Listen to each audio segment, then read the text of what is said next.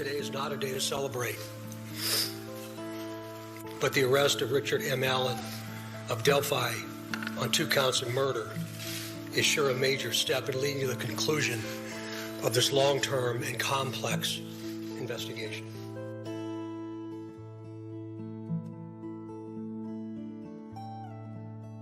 Of this long-term and complex investigation.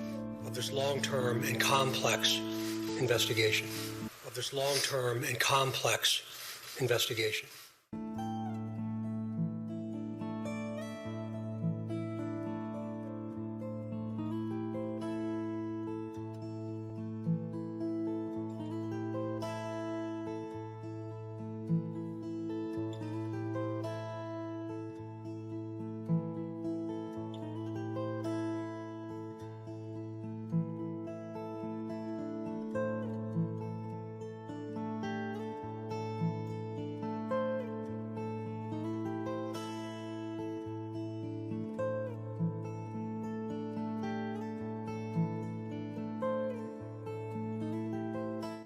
What is up, guys? Welcome to Truth and Transparency. Let me make sure you guys can hear me. Woo! Pan over here. Thank you guys for joining in. Welcome, welcome, welcome. I just have to put this on the record, but somebody farted and it was heard across the microphone. That's all I gotta say.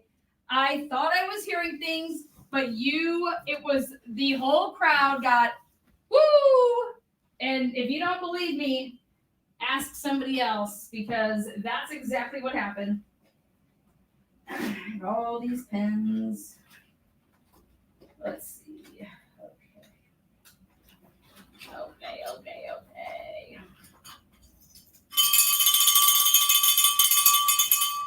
Welcome. Let's do this. Can you guys believe it? I paid, I don't know, $225, $250 for a line sitter. And I just want to say kudos for those of you guys that are sitting for other people. It's very kind of you. But yes, the going rate around here is $50 an hour. So, oh, guys. You know, I always find the hidden gems. Check this out. Look at this wet bar I just have in the middle of my room. Like, what do you want, Anna? What can I serve you guys up tonight? You know, these just wet bars. Oh, boy. Let's see. Well, you can serve me up a hot slice of what the fuck happened in that courtroom. Boy, oh boy, oh boy. All right. Sorry. Just doing a million things. All right. Clearly, it's no alcohol. Here we go. Let's start about the day that we just had. All right. So for the record, I had a line holder, seat holder, whatever you want to call them. If you want to call them Brad holder, go right ahead. But I was planning on paying a line holder $50 an hour.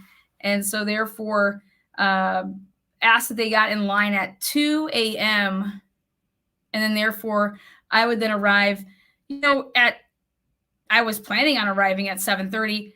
Then I was like, yeah, maybe I should just go at 6:30. So needless to say, people were putting chairs out there that did not even have a spot, but they put their chairs out there. Fuck if I would know that. I was there last night. I was filming like a fucking crazy person. Anyways, I play by the rules. People say that there's rules made to be broken. Sure. Or you can just be fair. And I felt like, we're here for truth and justice, and you should play by the rules. So anyways, thank you to my line sitter. But I was spot number 23. Just so you guys know, 23 to 24 spots get in. Then all of a sudden when I'm there, which I arrived, I hardly slept last night because I was like, I can't, miss it. So I slept for 57 minutes. But next thing I know, I'm like 2 or 3 spots back from where I were. I was like, oh my God, like, am I not going to get in? Give a shout out. I saw Andrea there, Laura Lee, Lauren from Hidden True Crime. Who else? Obviously the mainstream media people, Bob. And then the nice semi-local people. Love you guys. Giving a shout out to the semi-local people. So the courtroom opened at 8. I left my phone in the box because I wanted to be able to use it at the halftime break. So I made it through security without getting felt up like TSA. I rolled up playing Pimp Juice by Nelly, Let's Go by Trick Daddy, and my personal favorite, I played, where is it? White Town, Your Woman. Rolled down all my windows and rolled up to Your Woman, Let's Go by Trick Daddy. Fuck 'em. And Pimp Juice.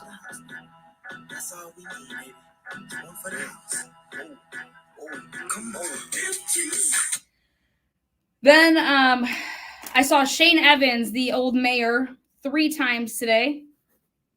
We did not meet up in the bathroom, don't worry. So Shane Evans was there and saw him while I was A, in line, B, twice in the courtroom or in the court area. I attempted to give Baldwin a high five, and he said, no, I can't do that. And I said, okay, Daddy. Thought I was going to get arrested. But I walked in as the spot number 24. Again, let's see. I went through the McDonald's drive-thru line this morning to get my line sitter a hash brown. And I got myself a bagel and a Coke. Went to the gas station, bought 2 egg salad sandwiches and 2 chapsticks. I gave one of my egg salad sandwiches away to the woman that was sleeping on and off in her car. She did not have food. She's a sweetheart. I said, here, you can have one of my sandwiches. The family check-ins, Carrie, Anna, Mike Patty, Becky Patty, Kelsey. Then Carrie's got kids that are half-sisters to Liberty. And then Tara's wife, Tara's, I believe it was her son, Aiden or Adrian. Nick was rocking a gray suit with a scarlet or smoked red tie. Go Buckeyes. He had his glasses on. He had his hair slicked back. And he had a Abe Lincoln beard. Okay. I sat on the left side of the courtroom, behind all the family over there. The right side, you have a better view of if you're going to be looking at exhibits.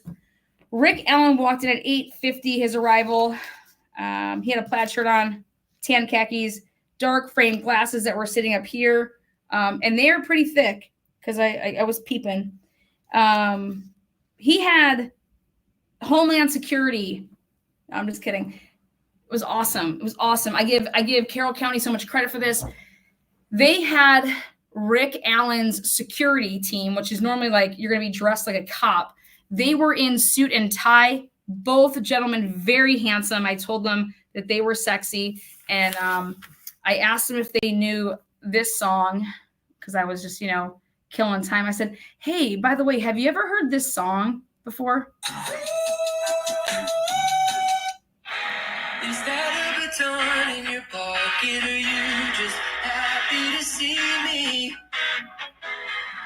She put the short and shorty. They had no idea, but they thought it was hilarious. Don't worry, guys. I would get pulled over after trial. I'll talk about it. Well, I will tell you that the only people that I do not know that make up the jury are 2 people that are in the 12 well, and then the 3 alternates, which makes sense because there was rearranging. There used to be 4 alternates, but 1 is out. So there's only 3 women alternates left, plus your 12 in the well.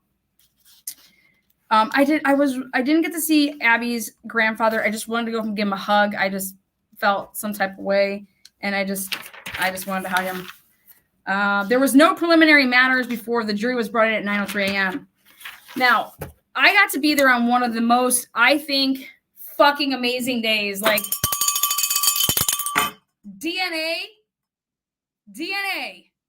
and fucking blood spatter, and crime scene reenactments. That's what I was there for today. And boy, I felt like I was in the Idaho 4 case. It was like a preview. Dear Ann Taylor and staff, you want to get the transcripts to what I endured today for what would have been from 9:03 until 3:30 when the scientific forensic state witness was on the stand from 9:15 until 3:30. This broad doesn't believe in IGG and thinks it's shit. But we're going to find out. But I'm telling you, Ann Taylor, you need to fucking hit up this girl. You don't even want to know what she thinks. First state's witness that took the stand here again, just a little bit after 9, Stacy, Bozinovski, Bozanovic, ski. She's an ISP lab. She works for the Idaho State, or the Indiana State Police. Indiana State Police, first of all, when you say you work for the Indiana State Police, if you work in the lab, but you still work for the ISP. She's a forensic scientist, a DNA analyst, and it was asked, what's your role? Well, I'm going to test this blood. I'm going to do biological material, and I'm going to compare profiles, all right? So she went through STR, YSTR, next generation, paternity, hey, these are all the different things you can do.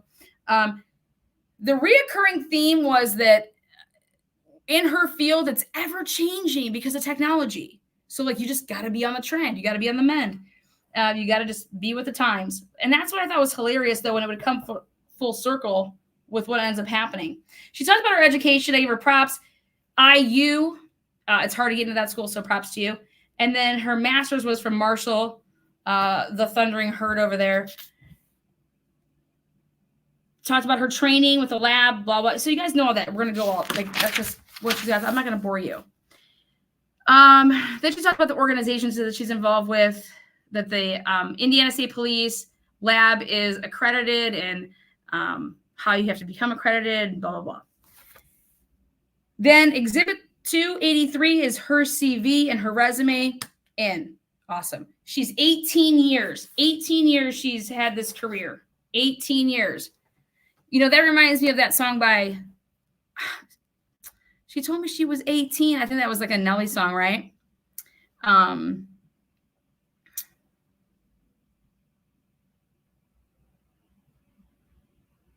Let's see. I think it's a Nelly song.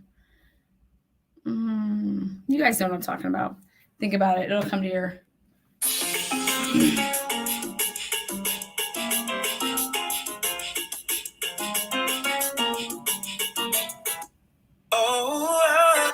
It'll come to you guys. Anyways, the jury gets their exhibits handed to them. So at 9:17, we're going to be talking about quality control process with DNA. It is to ensure reliability of results, protocols in a place, and that it's followed. The standards to be accredited, give some examples to the jury. Okay, qualitative control, internal, external protocols, protective equipment, documentation processes. Then they finally said, what is DNA? Well, I'm not going to bore you guys with what is DNA. We all have it. Half is from your mom, half is from your dad. You pass it on from generations. Cellular material has DNA, with the exception, there's some exceptions, but it's red blood cells. So if you want to take blood and you want to test it, it's that is serology. It detects and locates all that good shit. So sources of DNA. Now let's talk about sources of DNA. Blood. So it was supposed to be from top to bottom. Blood, saliva, vomit, fecal matter, urine, and then, she's like, I forgot semen. Put semen up there. Hair. What about hair? Well, yeah, but it's less ideal source. Hair is a less ideal source according to the state's witness. Yep, it's a source, but it's a less ideal source. Whatever. So skin cells. So what's the success rate and the quantity and qualitative and the need for good results, bad results? How does it all happen? So then I made myself the most ridiculous like flow chart. Okay. And it should be in this order, which is like semen, blood, saliva, vomit, fecal, urine, skin cells. Now, how you get skin cells, guys, is by when you're doing the swabbing. We're going to get into that. So the DNA, the results is when you get the results for your DNA, it's like a coded. It's like, here it is. Here's your code. We all have a code. Think about that. Every single person has their own code.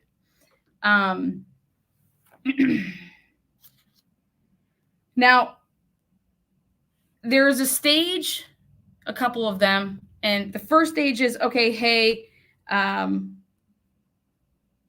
we got to see if the source even has DNA on it. Okay. That's your first. So, and you do that by looking at something. So if we're going to look at, let's say, a hoodie, and oh my God, I see these stains. Okay. That's called a visual examination. I visually looked at it and I was like, oh, look at that white stain. Look at this, brownish red stain.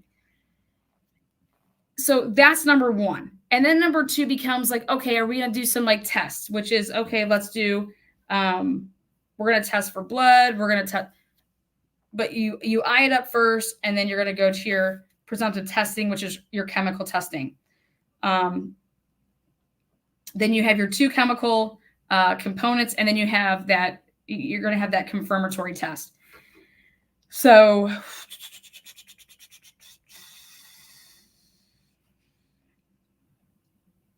steps is that you're going to extract the data. Then you're going to quantification the data, which is how much of that DNA, how much is there? And then can we amplify it? So there's going to become points when you just, if it's not there, because there's just not qualitative, it's just, you don't have quantity. We can't do anything with this. So bye. You're working with genes, alleles. Why is DNA analysis performed? Everyone has a unique profile, so that's why we do it. What's the difference between single source and multiple source? Well, single source DNA profiles consist with a single profile, okay? And you need two alleles. Then you got what's a mixture DNA? Well, two or more individuals, multiple alleles, it sets off different markers. So the big thing is we're going to be talking about how much.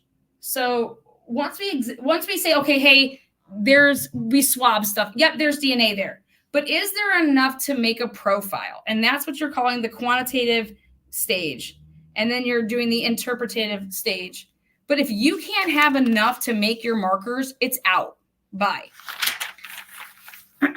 So now at 9:35, we can finally get into what are we going to be testing. And today we tested everything. And the first thing that we started off with was the sex kits, the SA kits. Exhibit 174 was the SA kit of Abby Williams. And then Exhibit 175 was the SA kit of Liberty German. Now, I have no idea what mainstream media is putting out there. I do not watch. I'm sorry. But they were asked, this person, Stacy, what are the results? What were the results of the examinations of both SA kits? And then she's like, well, can I refer to my report?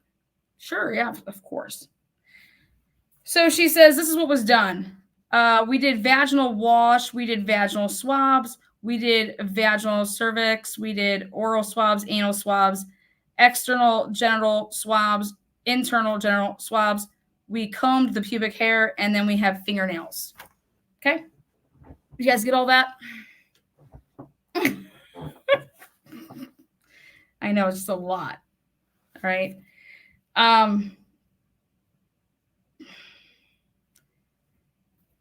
Underneath the fingernails, there was the presence of male DNA underneath the fingernails, but they could not make a profile. It was just, there wasn't enough there. Okay.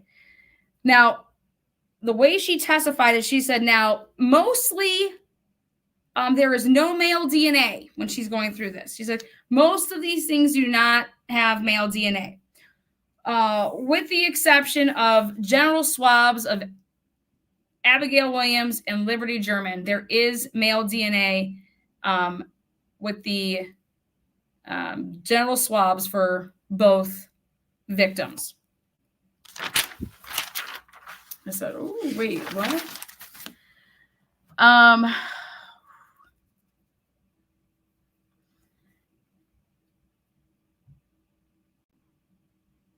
So the DNA results for the cervical vaginal swabs of both.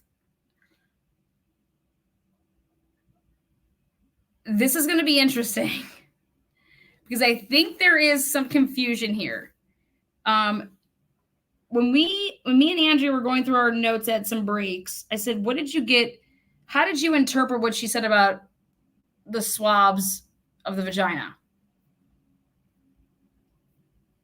And so, but my notes had it, and I'm just going to read verbatim on my notes. It says, DNA result, cervical swabs of both, no male DNA presence, but hits quantity, but not enough to make a profile.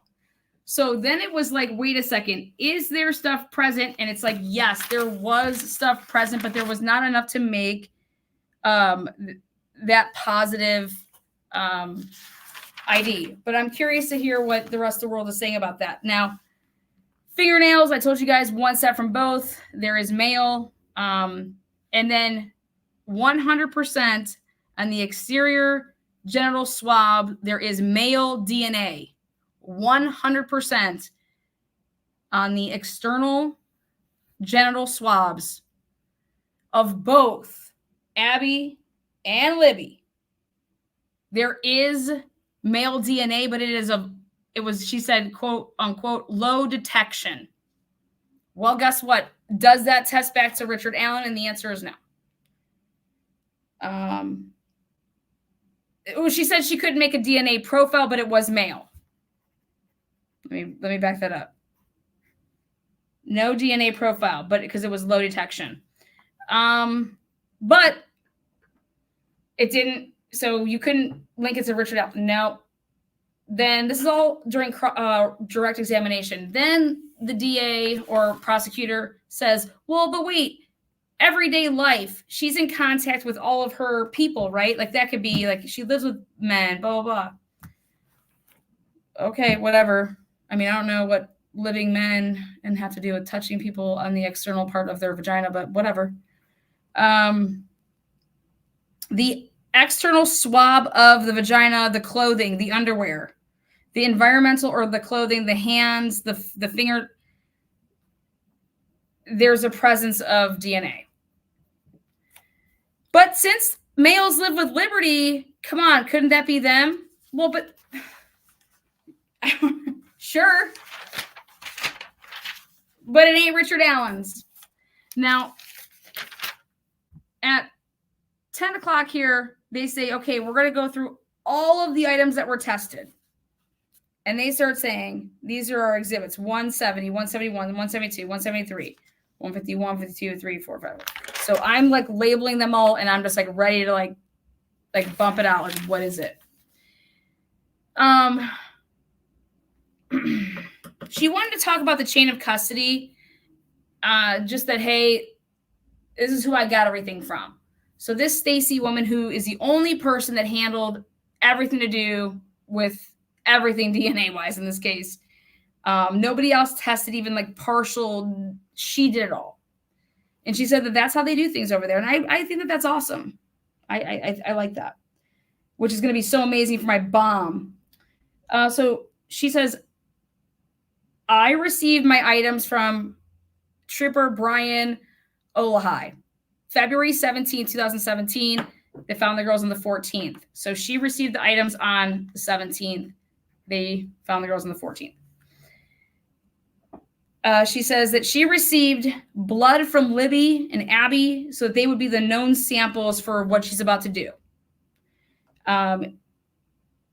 she wants to use her lab numbers to identify stuff. So I did both. I did her lab numbers and then what the lab numbers meant in the state's exhibits.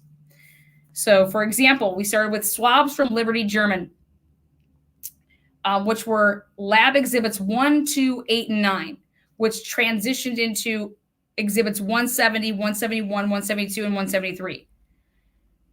Those would be the swabs from Liberty German. Exhibit 1 was blood from left thigh. Exhibit 2 was blood from the upper thigh. Number 8, blood from the right breast. And number 9, blood from the left breast. Again, we're talking about the body of Liberty German. So off of the blood that was there on the left thigh, nothing. Number 2, off of the blood from the upper thigh, it was preserved. They preserved that. And then the rest, the right breast and then the left breast. And there was male DNA there. Male DNA was present on Liberty German's left breast. Remember, she's naked. So her left breast and right breast, there was blood, and then they, the swabbing of that, and it was insufficient, but it had the presence of male DNA, but it was insufficient to make that profile. And what she said she was banking on is that she is looking for the presence of male DNA. And this is going to be really big here in a minute. When we talk about, wait, you only looked for male DNA? Where's the female? Now we're going to talk about, we're going to continue on talking about Liberty German swabs, which is now fibrous material. Exhibit 20, 21, 22, 26, and 27. So 20, 21, 22, 26, and 27. 20. The left wrist of Liberty German, no male DNA. Exhibit 21, as far as the lab was concerned, it is the right inside wrist, no male DNA. Exhibit 22, blood was confirmed, but it was slight, just slight. And among this test, it had male DNA, but it was unidentified. But it was confirmed that it was blood. Now 26 is the thigh, no male DNA. 27 fibrous, so here we go. And they didn't test for blood. And it was the human hair that was in the left pinky of Liberty German, but there was no root there, and nothing came of it. Okay, but take that piece of hair and put it in a little pile, because you're going to see what's about to happen. Now, the analysis for blood is usually first done by the eye. You're going to eye it up. If you see a stain, we're going to go ahead and test it. Then we're going to do that serological testing. And then we're going to assess, she said, for male DNA. Again, that's the order. She said, we're going to eye it up. If we see something that looks like blood, then we're going to go ahead and test it. And after that, we're really strongly looking for male DNA. Now, there was 3 tests done from the lab here, 18, 17, and 28, that had to do with the arm, the hand, and the swabbing of the tree. And these would be the arm of Abby Williams and the hand of Abby Williams. And then they swabbed the F tree. Number 18 here, the arm of Abby Williams. There was a rooted hair, but it was not enough DNA to make a profile. This was just on her arm. It was a rooted hair though, but it didn't have enough. And the reason it didn't have enough, and we're going to talk about it because it's going to become explosive. Rooted hair, according to this witness, she said it and I loved it. She said, if you want really good rooted hair, it's going to be forceful rooted hair, which means I took that by force. I took that from you, whether you gave it up, like, we're going to pluck your hair for DNA, but I took it. I took that DNA forcefully because there's skin attached. Forcefully, when you forcefully yank something, get yourself some skin with that. And that's how you're going to be able to get that profile. Those are her words, not mine. Thank you guys so much, WB, Kelly, why be so nosy? I'm going to read these, though, at the end, but I just really want to come out and say thank you. Murky, Robin, appreciate it. So here we go. The rooted piece of hair that was on the arm of Abigail Williams. It was not enough for a DNA profile. Now the hand. This is where we're talking about. There was not just one piece of hair in that hand that was wrapped around that Baldwin talked about on his opening statement. There were 2 hairs that were rooted in Abby's hand. Those 2 hairs were DNA profiles belonging to unknown female number 1. That's what they call it. Unknown female number 1. You have to remember, she's doing this testing and it's February 17th. So when she's getting these results back, those 2, one of them was able to come back with a hit. And here we go. We have this profile. And it was they labeled it as unknown female number 1. The other piece of hair of the 2, the hair was not enough to get that same profile. And then the swab that was done on the tree, it was possible for blood, and then they preserved it, and it was consistent with Liberty German's blood. So that's whose blood was on the F tree, was Liberty German's blood.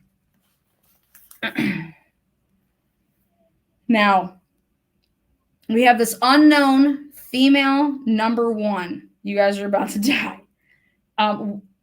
Did you do more with the biological hair linked to Libby German's relatives? Like, what's up? You got this hair. It's unknown female. What's that?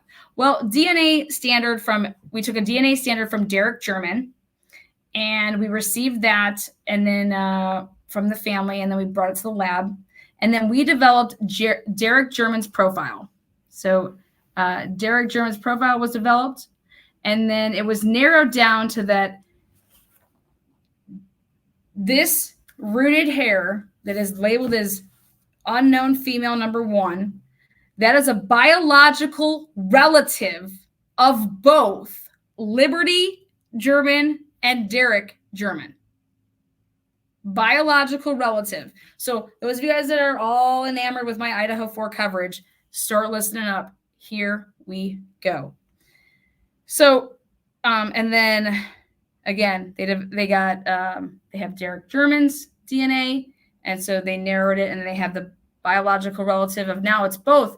This person is a relative of, and a female relative of Abby. Of Libby and Derek.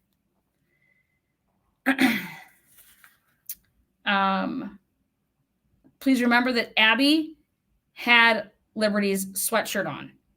That's what they said in quotes today. So beginning of the month of this past month and the end of last past month, September of 2024, the lab receives Kelsey's DNA. Also receives Becky Patty's DNA. It was determined the DNA profile of unknown female number 1 was consistent with Kelsey. Her name was German time, so Kelsey. They didn't determine that until after the trial started.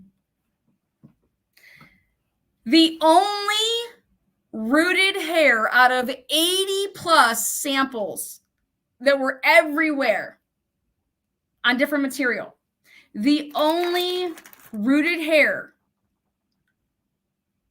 that came back with a DNA profile was the forcible, that's her words, I'm using her words, was the forcible hair that was extracted because it had skin.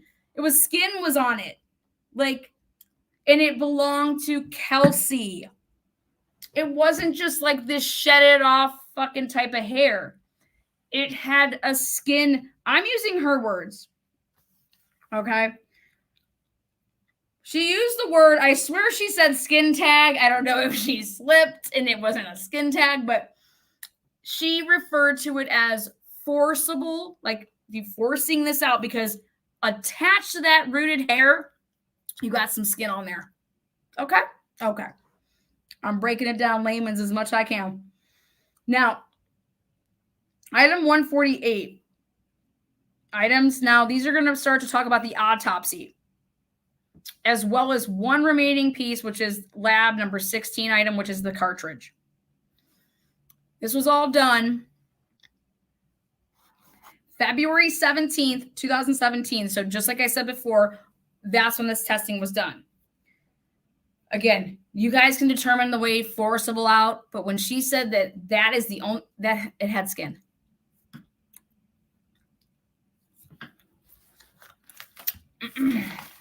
Now, woo-hoo-hoo.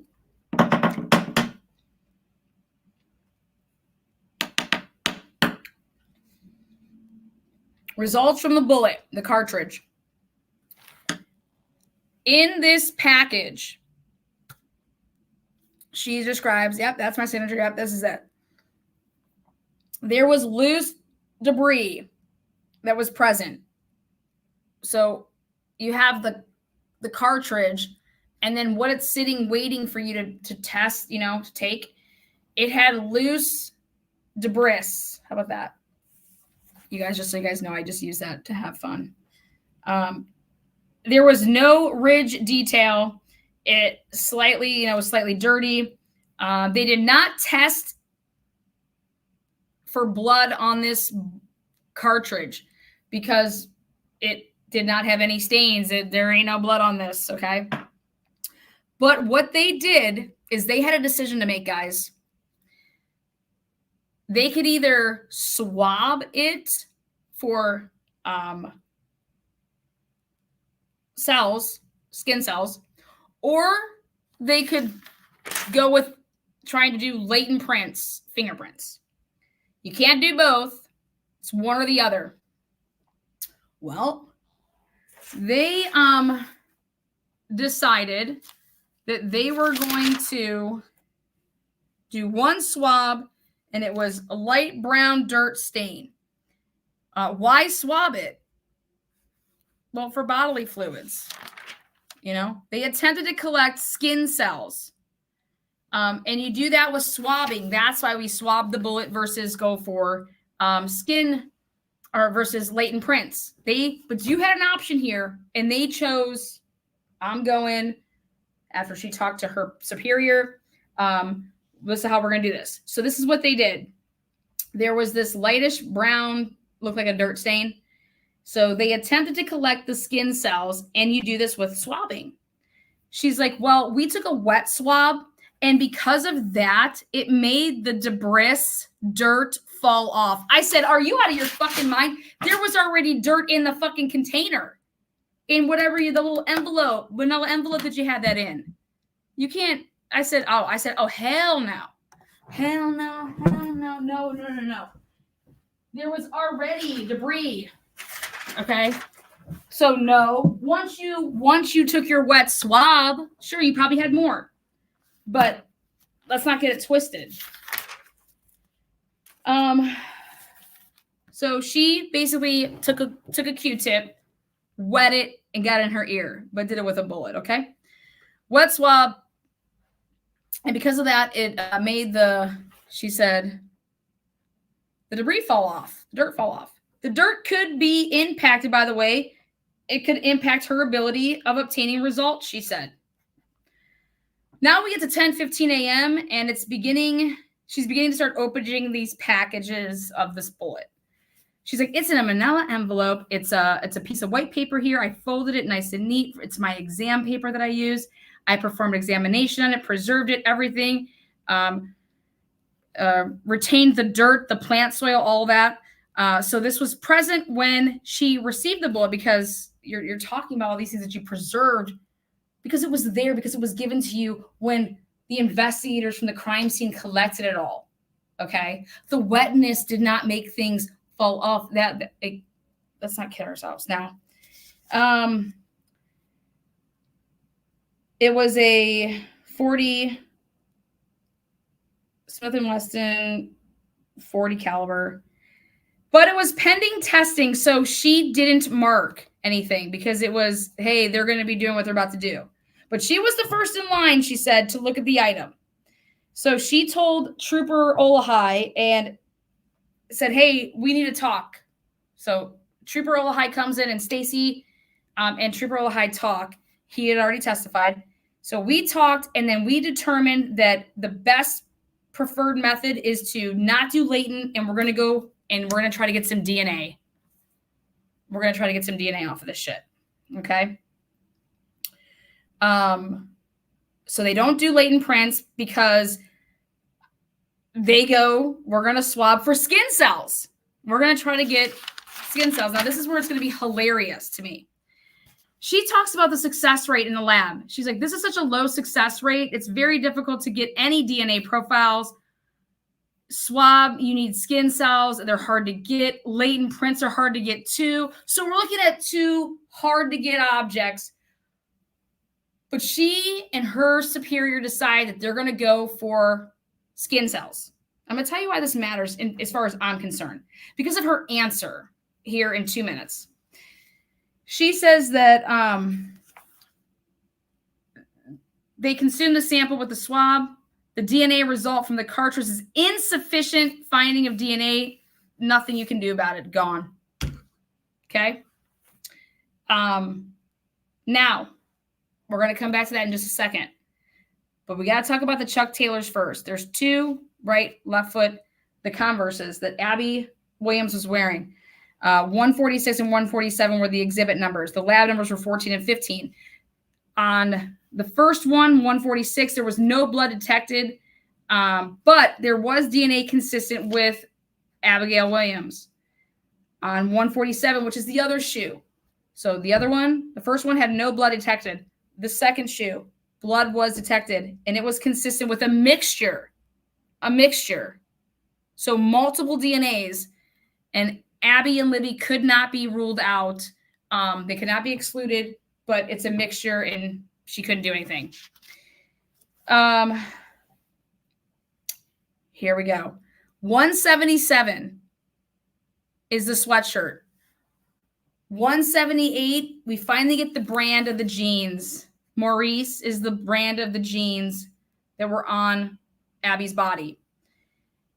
The hoodies labeled 177. Maurice brand is the jeans of 178. Now, the result of the DNA testing, the visual exam first was done on the shoes, and they took 8 swabs of 14 for skin cells. There was blood detected on the outside of the tongue of the Converses. 8 swabs were done for skin cells, and those swabs, all of them failed for quantity. Like there was not enough quantity in that control, so not enough, no profile. Now, the source of the DNA from the shoes, 14 and 15, they were both covered in heavy soil, dirt, vegetation, very dirty. We're not just talking the sole. We're talking caked on dirt was embedded into the fabric material of the Converses, okay, which she says affected stuff, okay? So number 15 is the left shoe. So 14 is the right shoe, 15 is the left shoe. The left shoe detected blood on that tongue area, like I told you guys. And that was a mixture of 2 individuals. Liberty German was the major component, and Abigail Williams was the minor component. It's interesting there because what's super interesting is that those were Abby's shoes, but that Liberty German is the major component. Okay. It's like somebody was handling those shoes in some type of way that was able to transfer Liberty's blood onto Abigail Williams's Converses. And it overtook those Converses that she became the major contributor. Okay. So you guys want to talk about that people weren't redressed or this, that, and the other. I say we got some, I think that right there is very, very interesting. Now, on these shoes, they collected hair that was not human. Okay. They did not say, it didn't test, oh, it's this dog or that's that cat or what. They just said it was not human hair. Now, the sweatshirt, March 7th, 2017, we get the results of the hoodie. Those results, I'm sorry, they did the testing and on March 7th, 2017. And so what they did is homegirl Stacy, this is going to blow your guys' mind. It blew my mind. She has this black, heavy saturated red stain on the back. And it has plant material. It has dirt, sand, soil. She used infrared light. Okay. They did blood testing. There was no semen because there was a white stain. It was not semen. They took 11 cuttings at different spots on the hoodie the first go around. 11 cuts. So in the blood areas. Okay. Then they took Stacy. She took 3 swabs, which was only the cut, like here, the cuffs right here. She did the sleeve, and then she did where the hoodie goes in, like your hands.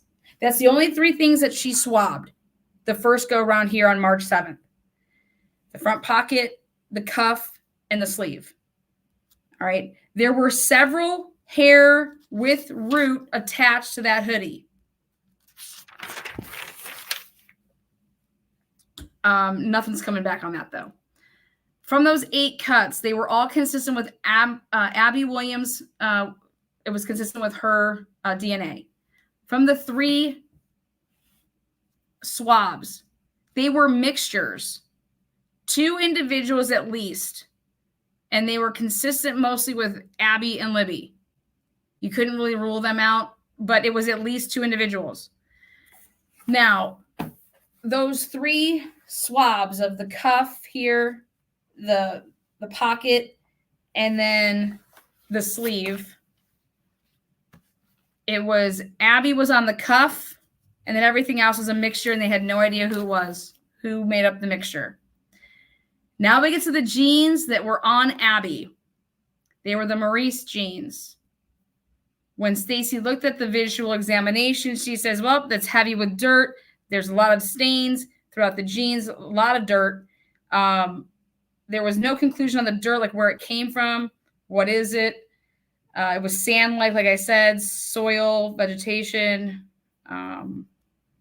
mud. Tested for blood. They tested the dirt stainings. It tested, there was no semen on the jeans.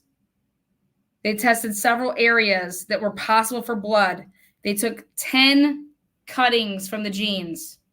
They did 1 swab from the inside of the crotch of the jeans. They did 1 of the button/zipper of the jeans. So think about Brian Kohlberger. 1 hair, one rooted hair was on the jeans, but that rooted hair failed to produce DNA because it wasn't forced out because there was no skin attached. So let's see what the results were. Oh, I'm sorry. There was the swabs, the zipper button. It failed to demonstrate sufficient DNA. So jeans that you zip up all the damn time, okay? These jeans that were on Abigail Williams, these jeans that were on Abigail Williams, the button, the zipper, that failed to demonstrate sufficient DNA in order to do anything with it. Okay? They use the word crotch in court, so I'm using crotch here.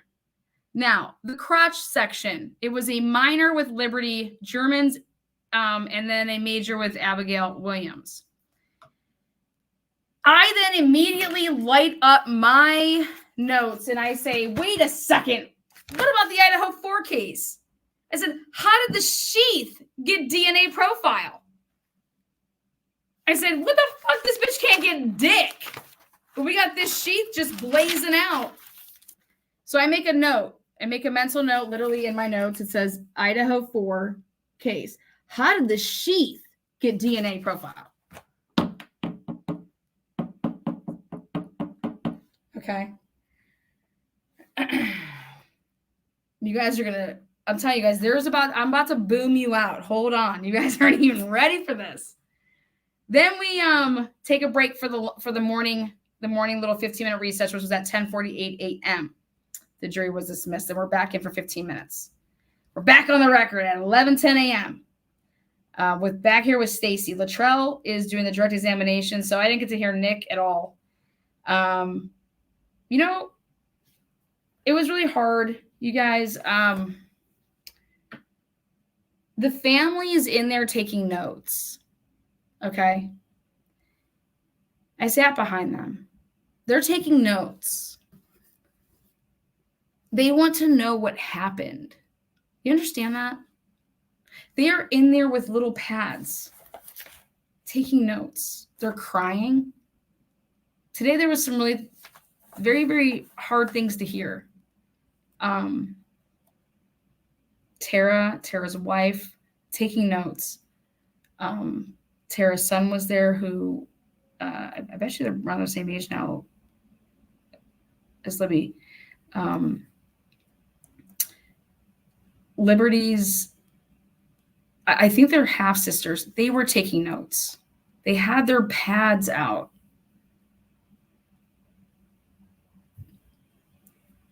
They want to know what happened. What fucking happened?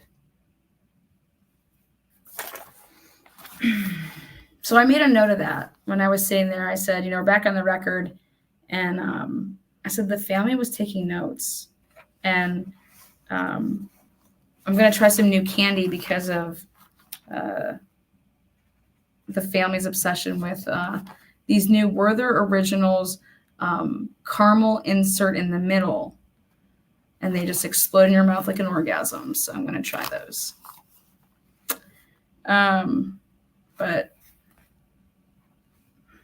yeah, just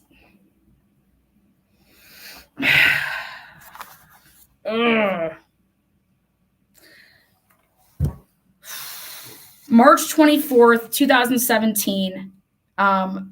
So we just talked about the testing that was done February 17th. Now, March 24th, 2017, the next items that were going to be tested are items that were removed from the body and an autopsy. So as well as there's creek items and scene items. So this is again, March 24th, 2017. The lab items are 31, 32, and 33. The state's exhibits for those lab items are 179, 180, and 181. 179, we're going to start here with Abigail Williams's pink top. Blood was present, and it belonged to Abby Williams, but there was no semen. 180 is the gray cotton bra. The gray cotton bra was a sports bra. Then there was a black brassiere, which is a regular bra. The gray cotton bra, which is item for the state, 180, 32 for the lab, blood was present, and it was Abigail Williams's, no semen. Then the black bra was possible blood, but it could not be confirmed, but there was no semen. Now, bodily fluids from the hair from these items, which is 31 to 33 of what I just said, they took 14 cuttings from the pink top. When I say pink, you guys know what she was wearing, right? That pink tank top. They took 14 cuttings from the pink top. Abigail Williams was consistent with 3 out of the 14 the cuttings. The pink shirt also had 2 hairs.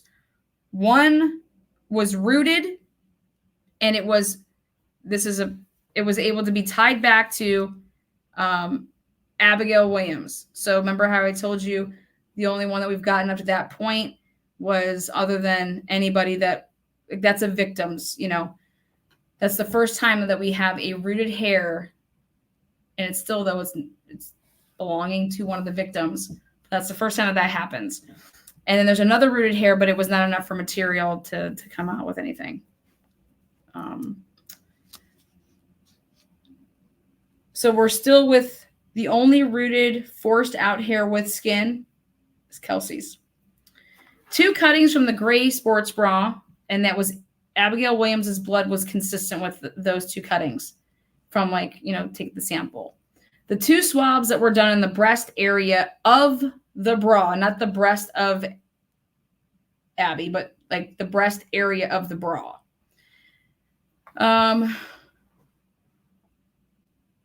2 out of 3 were consistent with Abigail Williams. So there's a component missing. Because they did 3 swabs. The 3rd swab from the bra is a mixture, and it's a major component of Abigail Williams and a minor component of undetermined. Every piece of hair that was all up in there with the gray bra, it failed the test. We couldn't go on because there just wasn't, we couldn't get anything from it. The black bra, which is the regular brassiere, as they called it in there, they called it the brassiere. So,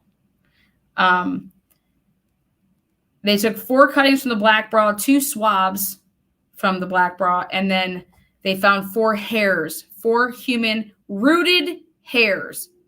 All of those rooted hairs failed. They could not get a sufficient DNA profile because, again, you're missing that. God, you got to get that little skin attached. The 2 swabs was inside the breast area belonging to Abigail Williams. From the 4 cuttings, 2 of the 4 cuttings, Abigail Williams was a single source. Then the other 2, mixture of 2 plus DNAs, but one of them is consistent with being Abigail Williams.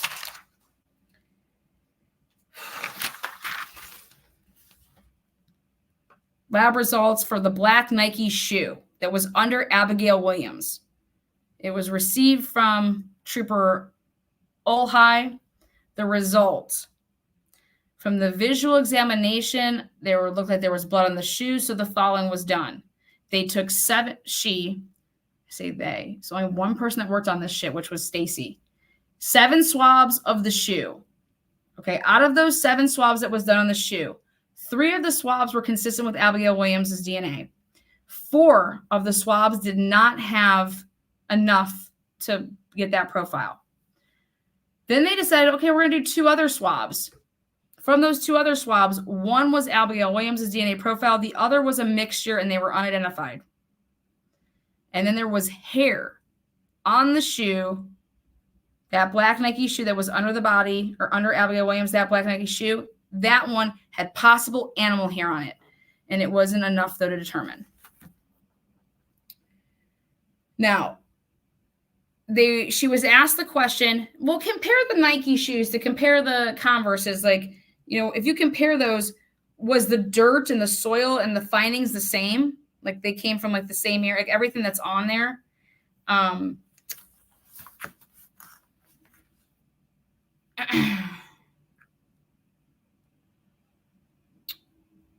And she said, it's the same conditions.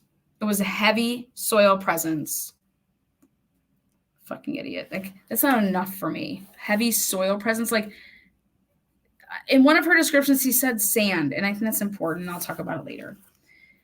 Now, the state's exhibits 158 through 167 were swabs around the victims at the scene. It was the blood areas. It was around the bodies of Abigail Williams and Liberty German. They were labeled as 40 to 49 with the lab, though. So I did a huge little, because we're about to just list all these off. Sorry, guys. I'm just pumping it, and you guys can just soak it all in. Here we go. Out of the 10 samples that they took at the crime scene, only 2 of the blood samples at the crime scene were of Abigail Williams. The other 8 were Liberty. Now, 158, the first one, the swab of Liberty, or the swab, it was blood area up and around her body, and that tested positive for Liberty German. 158, 159, 160, and 161, all the same results. It was just Liberty German. There was no mixture. And this is really important, and they just didn't emphasize this enough. But that area, what made up 158, and guys, let me tell you something. They didn't have like a diagram. Blows my mind. They didn't have a diagram to say, here, this is the crime scene, okay? And all these blood poolings, they're labeled with the number that's associated with our lab results. Nothing like that. The jury got to see no pictures. It wasn't like, okay, remember the Karen Reed case? We got to see John O'Keefe's shit. Like, here's his hoodie all cut up. Okay, this is where we swabbed out of. We didn't see any of that shit. For all I know, they were swabbing me. I mean, wild. Just wild. So, but the first 4, wherever these fucking areas were, only one source, Liberty. Then the only 2 sources that had Abigail Williams's blood was 2 spots on the ground somewhere. Again, who the fuck knows? 46, 47, 48, 49, which is 164, 65, 67. They swabbed the index finger, the left index finger of Liberty German. They swabbed the pinky finger of Liberty German. And they were both, they tested, it was a possible blood. Nothing came. Now, the ground / tree area, I'm sorry, the next point that we're moving to is the creek. So this was collected by, again, Olahai, and this was all items that came out of the creek. 68, 69, 70, 71, 72, 78. Those were the lab numbers. The state's exhibit numbers were 140 to 145. The first one is the sweatshirt from the creek, which was the gray sweatshirt, which we've seen her in. And this was Abigail Williams wearing the gray one, which is the one that's on the bridge. Okay. So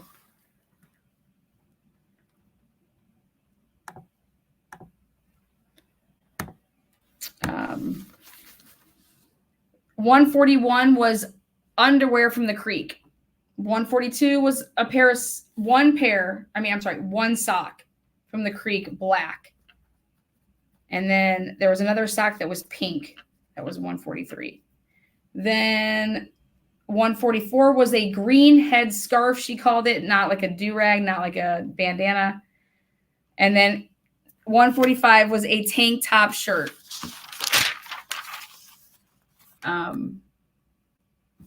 So let me do something here really quick.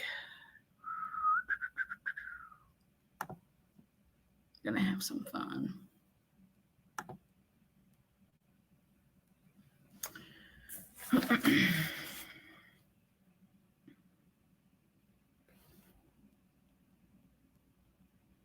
She said that there was challenges with this because the creek, well, guess what? It was my opinion, she said, but based on the results, she believes that water sources diluted or removed DNA, and it impacted, there was dirt, bacteria, sunlight, and it just affected it. So she gave her opinion on that. You guys, this is all on direct examination. Exhibit 65 was this was a heavy soiled Nike shoe. No blood. This was found in the creek. No blood. 5 swabs done on it. One of the swabs belonged to Abigail Williams. It was not her shoe. The second swab was a partial, including multiple sources, unidentified. It's just, whoop. One swab was only good enough and found only Abigail Williams, and that was on the rubber sole side of that shoe. It wasn't even her Nike. 66, they found a pair of jeans in the creek. Okay. Heavy dirt stains. They did 2 swabs, button zipper, and then the inside of the crotch. The button zipper of the jeans that were in the creek, they had a mixture of unknown contributors. They were partials.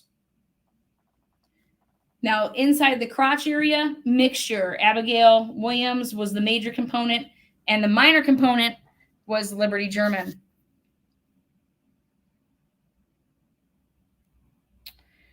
She said, with limited profiles, we don't like to move forward on those because those could give false conclusions because it's under the threshold. So we try to stay away from that.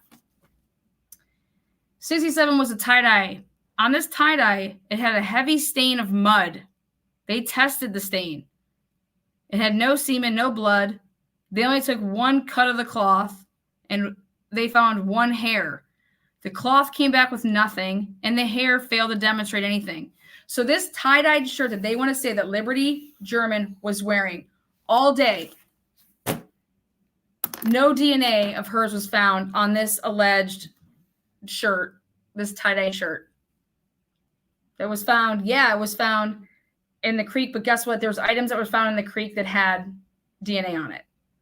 But this tie-dye shirt, that's why, wait for what I'm about to come with.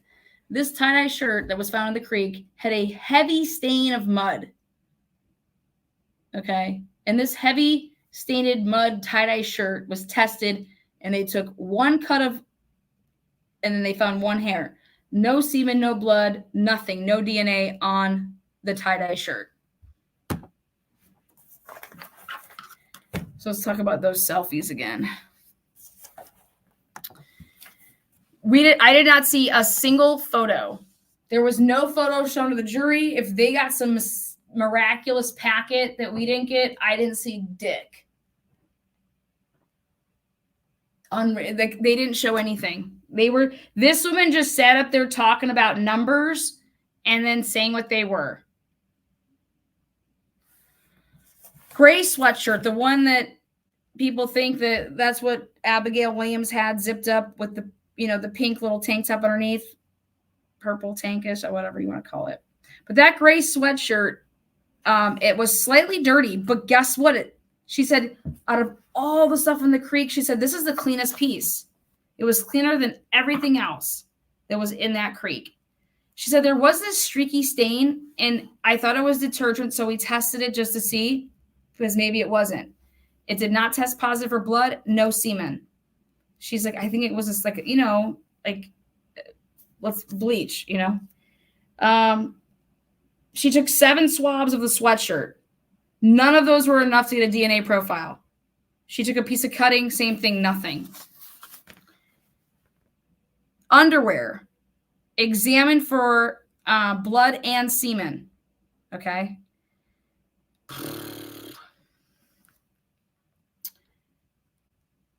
They did 1 cutting, 2 swabs. They did the inside of the crotch area and the waistband. They decided to do 3 more additional cuttings. And so what it came back to is on the inside of the waistband and the inside of the crotch, those components were consistent with Abigail Williams's. So Abby's underwear. There was no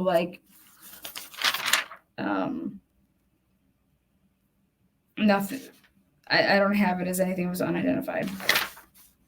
Black sock, 2 swabs of the black sock, both failed. There was 3 pieces of hair in that sock or on that sock. They were rooted and they failed. So they couldn't get anything from them. Again, there was 1 black sock that was in the river. Then they come across this pink sock that was in the river. They swab it. It was a partial hit, but they couldn't determine anything. There was 3 hairs, though, on the pink sock. All of them failed all the testing. They couldn't do anything with it. The green scarf, she says, I have to give my opinion here. This is a very old piece of cloth. It's embedded with mud. I'm sorry, but she wanted to opine on this. And she said, this is not related to the case. She said, but she tested everything. And she's like, yeah, nothing. No blood, no semen, no blah, blah, blah. Then there's this tank top. And I'm really confused as what type of tank top we're talking about. And I'm going to find out tomorrow, though. There was a tank top in the creek.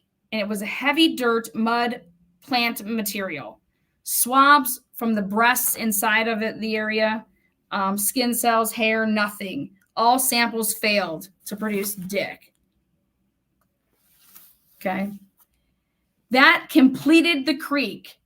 And then she says, oh, wait, you forgot, though. We have the tree. And he's probably like, fuck the tree. God damn it. Here we go. The tree swab, just so you guys know, I didn't test it for blood. What? You didn't test that tree for blood?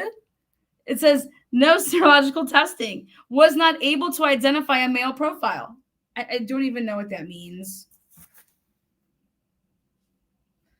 Now we get to something that's going to get really interesting. Lab. We got the next report you did was, what was the date there? They ask her. And she's like, April 11, 2017. I wanted to re-examine the hoodie that Abby was wearing. And I swabbed the iPhone of Libby German.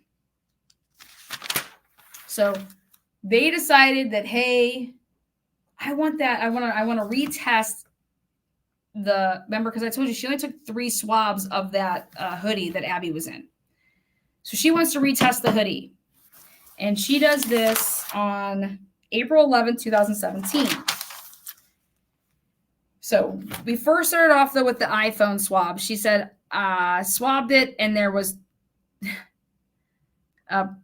no, basically, she's like, I looked at the phone. There was no staining. There was no blood. It did not look like there was blood on this phone. So I didn't even bother testing it there's just no staining. This phone that was just all surrounded by blood, though, right? So there was no stains on it. Nothing was present, no testing. So DNA, I was unable to determine mixture / no blood on phone. I couldn't determine, there was a mixture. I couldn't determine any profiles, nothing. So this phone that is handled over and over and over, okay? DNA unable to determine mixture / profiles. Why was it wiped down? How the fuck is Liberty's fucking DNA all over that phone? You're talking about that's saliva all up in your phone, bro.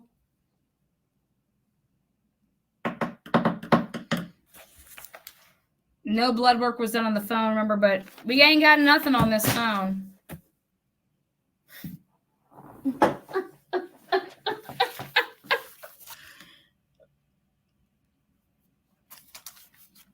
No fingerprints, no nothing. Okay, ready? Sweatshirt. So the first time she did this, she took 3 swabs. 3 swabs. The cuff, the pocket portion, and the sleeve. So cuff, sleeve, pocket. That's what she did the first time around. And remember, nothing. She said, the reason I wanted to retest this is because that this was the most exposed article and it was in the middle of the crime scene. That's why I chose that, hey, this is the one I need to redo. This is retest. So she took a swab of the front of the hoodie, the sleeve, the back, and in totality, it was 22 swabs. She went from 3 to 22. She was feeling it. She was feeling it on that day. This is where the first time that I had to grab a highlighter, as you can see, I used orange here. I was like, 22. She says, okay, now 22 swabs from the sweatshirt on the second go round. Mixture of 3 individuals. based on the DNA standards, I deduced, like she deducted, to like separate. And she's like, when I deducted what I had known from these, okay, let me back up. This, one of these 22 swabs, one of them, how I'm understanding it, could be multiple, but at least on the front portion here, it had 3. It was a mixture of 3 individuals. Okay. And she was able to, based on DNA standards, subtract that one of those is Abby, one of those is Libby. Okay. And then she determined, she found a profile and she's like, boom, daddy, here we go. First unknown male #1 profile. We have an unknown final complete DNA profile as a male unknown profile. Boom. I was like, fuck yeah, boom. And she said, and it's not Richard Allen's.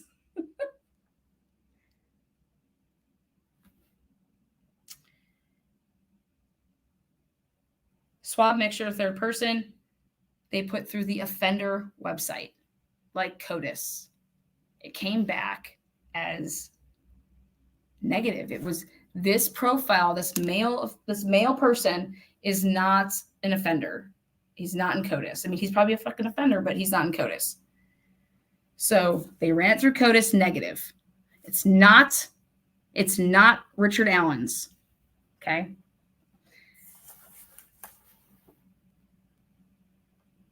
She uses this language. And at the time, because I'm just like fucking breaking my hand, later, new technologies after April. I'm like, after April? What the fuck does that mean? Why is she saying after April? When was this done? Oh, April 11th. So she said she uses the wordings that after April, so it could be fucking anytime. So I write later, new technologies after April, and then it said, and then it just jumps from that to this. Like, listen. Then there just was a match. We tested it again after April. Because what we do is we run, when we get a profile, we always run it through our Indiana State Police like lab database, just to make sure that it's not one of, us. So the way that I write this down on direct examination, because the way she said it, I say, it matches employee sample. Lab personnel didn't pick up first because this staffer wasn't in the employee data and should have been.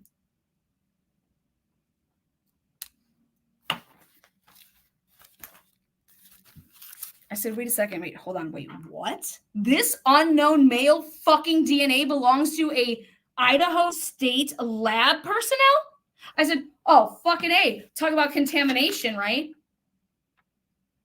It gets way better than that shit. She said, they just like breeze on by and just keep on going like crazy. Like, no, nothing to see here. So think about this. They did this testing. Oh my God, we have an unknown male profile. Full blown profile. Awesome. Finally. What do? Well, let's just make sure it's not one of us from fucking some shit that we're doing. We're idiots. No, it's not one of us. Look it. We ran it through. Oh, let's put it through CODIS. Oh my God, nothing came back in CODIS. Then all of a sudden, when did you decide and why did you decide at some point, just because it was such a quick turnaround with your questioning, that you're like, yeah, and then just after April, we just, we ran it through the database again. Just, this time it's tested positive and it's one of ours. So I write down that I think that it's a lab. Like, I'm like, you fucking idiots, your shit's contaminated. Holy shit, what the fuck are they doing? She says most of the other swabs with this round of testing of 23 swabs was Abigail Williams was the major profile and Liberty German was the minor profile. Okay. Interesting. Again, major, Abigail, minor, Liberty. It's about to pop off. Out of those 22, 9 mixtures. No conclusions.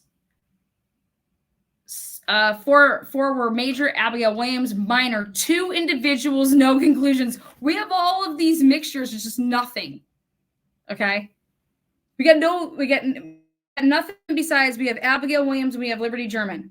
We have a hair that's rooted in fucking basically skin on it, Kelsey. Question. Individuals living within a home who have males, you would expect to see male profiles, right?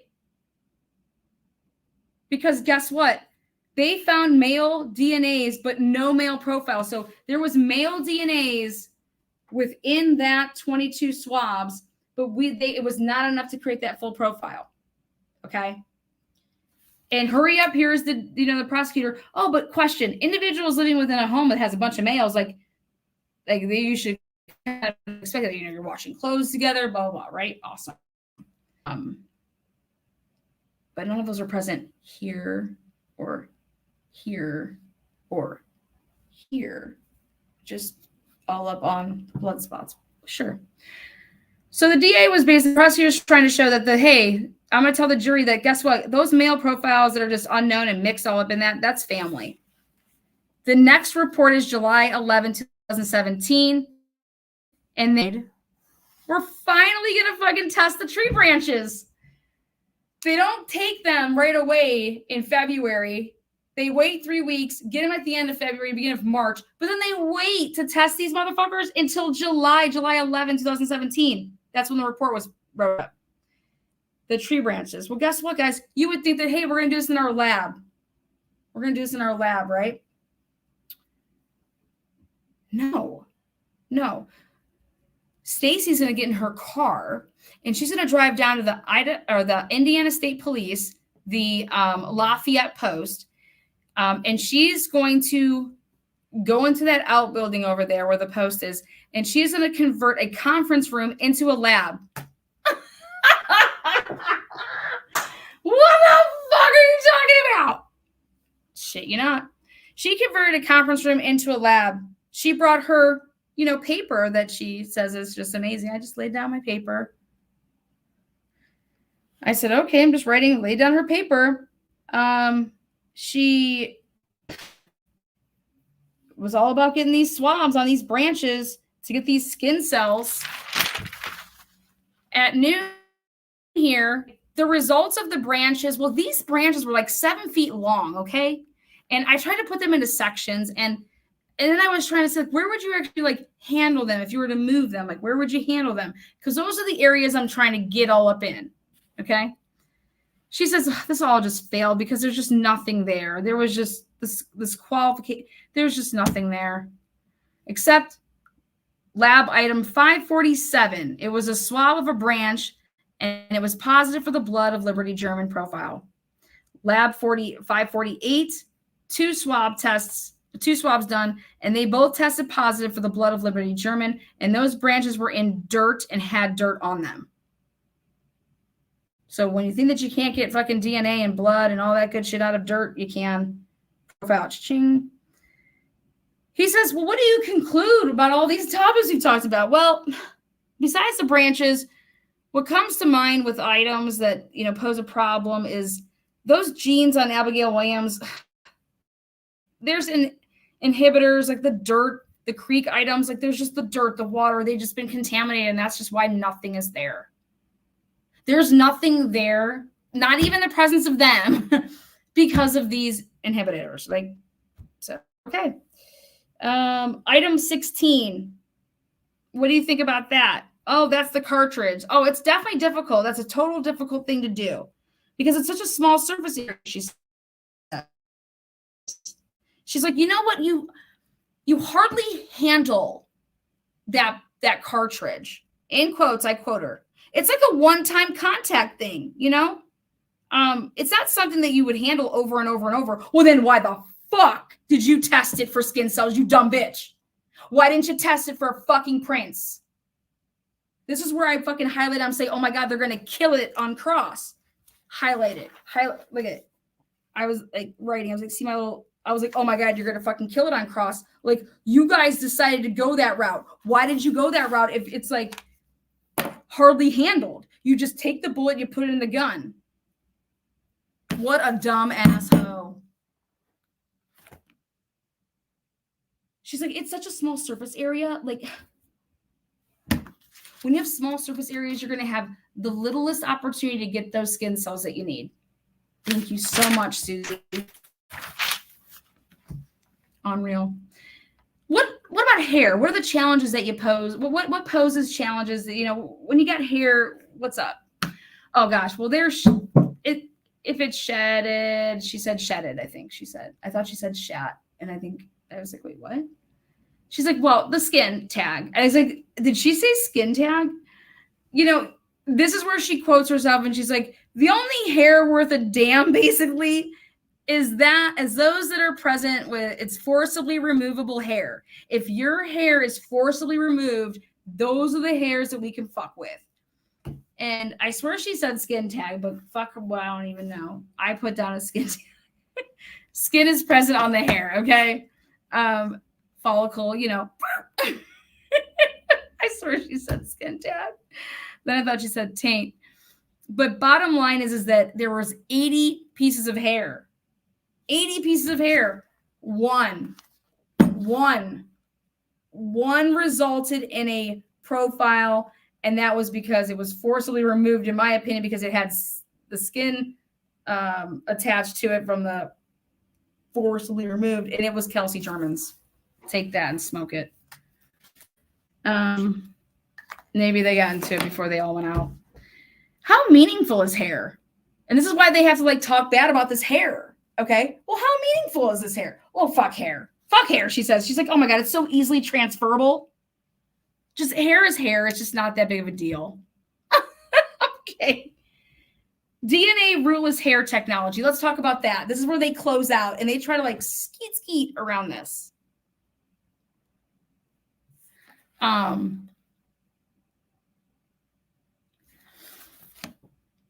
This was awesome. They try to just like DNA rootless hair technology. Tell me about that. Did you send hairs to the FBI? Yes. FBI screening source to identify what?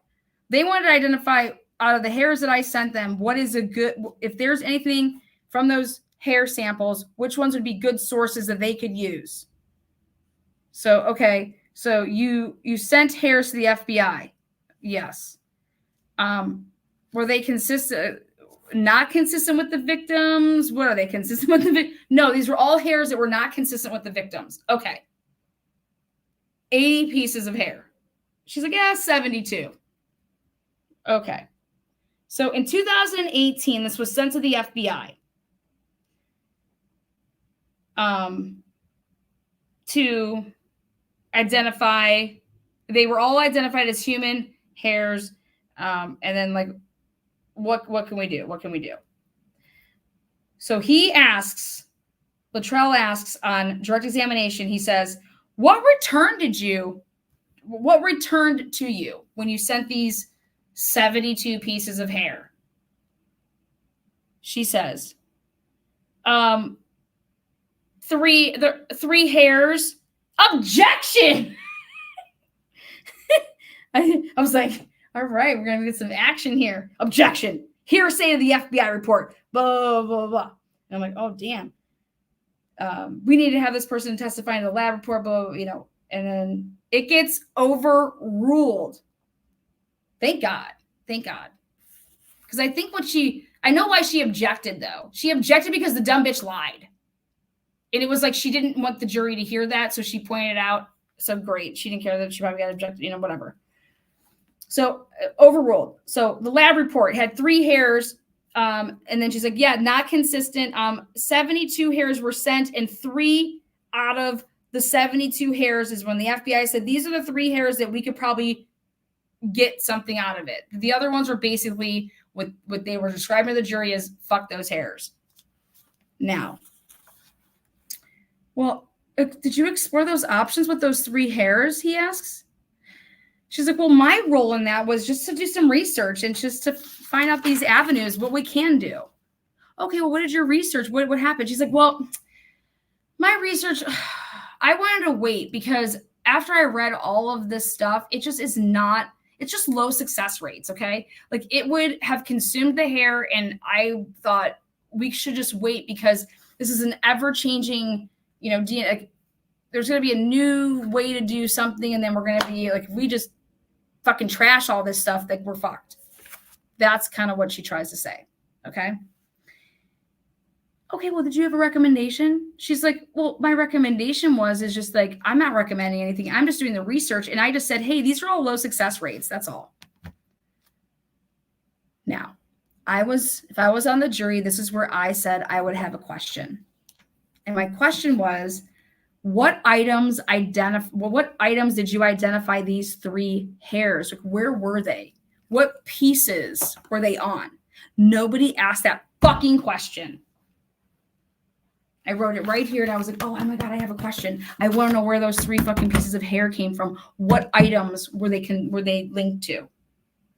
Don't fucking know, but I will find out tomorrow.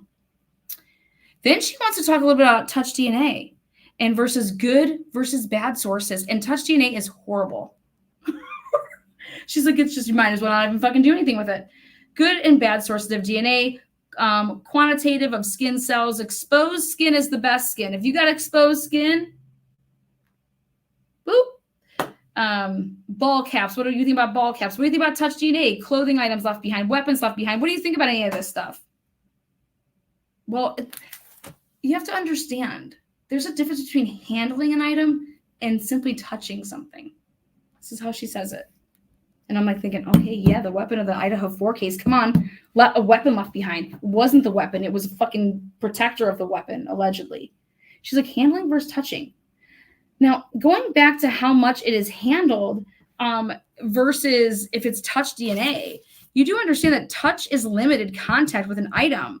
Its frequency use is really, like, that is a really, really important piece, especially with hair and especially with skin cells. Was it, so she's just explaining her fucking thought process.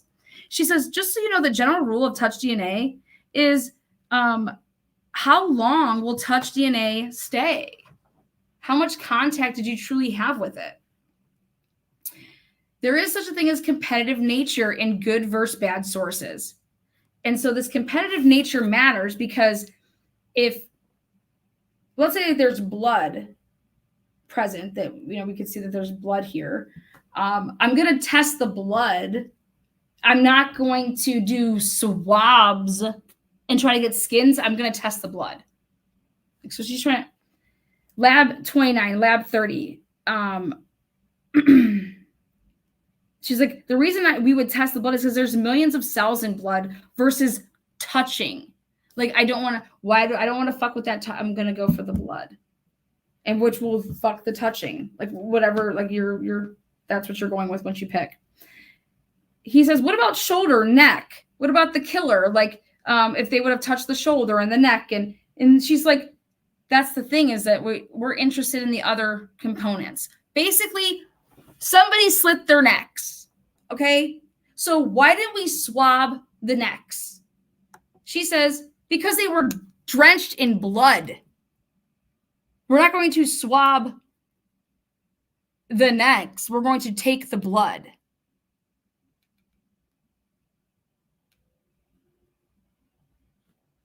This is like, because I'm over here like, so she kind of tries to answer this. She says, well, what if the killer touched the shoulders and the necks? Or this is the question. What if the killer touched the shoulders and the necks, and you're over here trying to find touch DNA over blood samples? We would never do objections to stay. They were going nuts. Like, it was, and I'm just like, I know what they're getting at. And then the final question of direct examination is, did you find DNA of Richard Allen? No. Did not develop a male profile of anyone. We had lunch. And then we come back for the cross-examination. So cross-examination begins at 1:30 p.m. Jen, I think it's like O'Shea, something like that. I can never get that right, but she handles the cross. Gall comes back in the room at 1:36, brings the jury back in at 1:38. For the record, I had an egg salad sandwich and gave my second egg salad sandwich that I bought to a new friend of mine because she didn't have any food. She slept outside in a chair, and then in her car for breaks. I had 4 sips of water today and an egg salad sandwich. Meanwhile, Andrea Burkhart was paying out on green grapes, big fat ones. They look so juicy, Andrea. I'm just fucking with you. And she had some type of sandwich. And I don't think I saw literally even eat nor drink anything. Now, cross-examination begins. She starts right off by saying, now you mentioned that new emerging technology. Idaho 4 people, here you go. Now you mentioned that new technology, that emerging technology. What is that? Oh, the rootless hair technologies. Yes. Can you elaborate on that? Yeah, it's this new extraction method for the shaft of the hair for the autonomial STR. Okay. But these private companies do it, and then she just stops. And she's like, well, aren't there criminal cases being solved by using SNP profiles? SNP analysis? She says, again, this is cross. She's like, our lab isn't, we can't do that yet. We don't do that yet. That's our lab isn't, we're not there yet.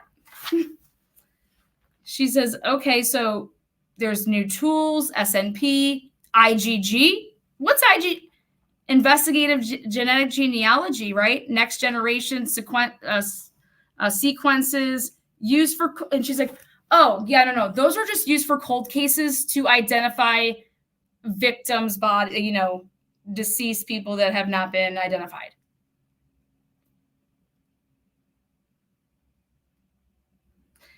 She says, in quotes, that the Indiana State Police, okay, they're expanding, okay, but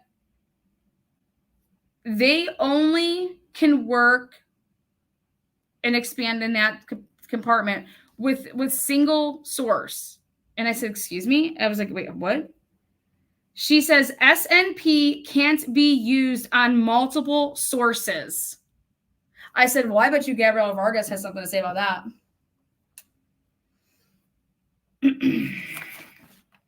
Here we go. I was like, what the fuck? There are other labs that do it though, right? That's what she asks her. Well, there's other labs that do it. If you guys don't do it, she's like, I don't use them. She said she doesn't know of a case that she's ever used it. IgG. You guys understand this? She's 18 years. She's like, there's not a case that I've ever used that. And she's like, do you remember when this past summer, when Baldwin and I came to see you this past summer? Yes, I do. And are you aware that there's cases in your circle here that have been solved? They're connected with your lab that have been solved this way?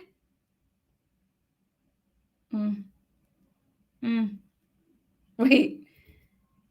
Well, there's new chemistry to expand to use 10,000. She's just blah, blah, blah, just sucking and I'm just blah, blah, bitch. I can't wait for this. By combining technology, ancient DNA, high-level discrimination between people. And I'm like, wait a second, wait, what? We're profiling right now. She says, you kept the hairs, right? And she's like, I don't understand the question. She says, do you have any hair? Do you have any of the hair? 72 that she sent out to the FBI. Do you have that hair?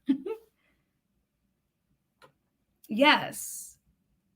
Yes, I have that hair. Some hair, to use it at a later date because technology will be advancing. So we're hanging on to that hair, remember? She's like, what other companies? Did you consult with anybody? What companies? Labs? What do you, there's all these other labs. And she's like, oh, yeah, we don't do it. But, Bodie and... She's just like, bleh. She's like, isn't there an extraction process for rootless hair? She's like, yeah. Well, aren't you able to test that hair? Yes. And so you chose not to.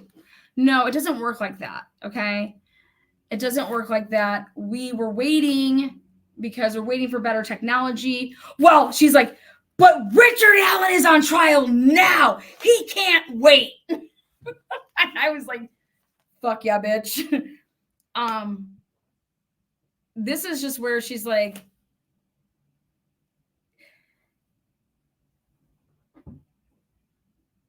this is where somebody's lying, guys. $20,000 was used for IgG, and I'm going to tell you what I believe it was used for, but hang on, we're almost there. But Richard Allen is on trial now, though, right? And she's like, well, testing has not been completed. She's like, oh, so it's been started? She's like, no, not started either. I was like, oh my God, she's being so combative. She's being rude. And I'm just like checking stuff off. I'm like, damn, what's wrong with this bitch? Why does she give a fuck? Just answer the questions. Like, and she's like, okay, so 72 hairs went to the lab, right? You talked about it on direct examination. And I want you to look at your report. You stated that there was 3 hairs that came back. Can you take a look at page 3, top of the page? How many samples did the FBI tell you that they could use? Oh, it's not 3, it's 36. She fucking said 3. She's like, oh yeah, well, they only said that they could work with 3. Bitch, it was 36. 36. So that's a lie.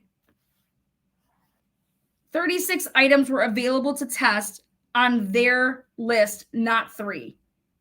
Okay? They said, send us comparables and let us go to town. She says, any of those hairs, Richard Allen? No. Anyone? No, not Richard Allen's, nothing. Well, what about microscopic? You don't lose the hair if you want to get all up in it under a microscope, right? And she's like, huh?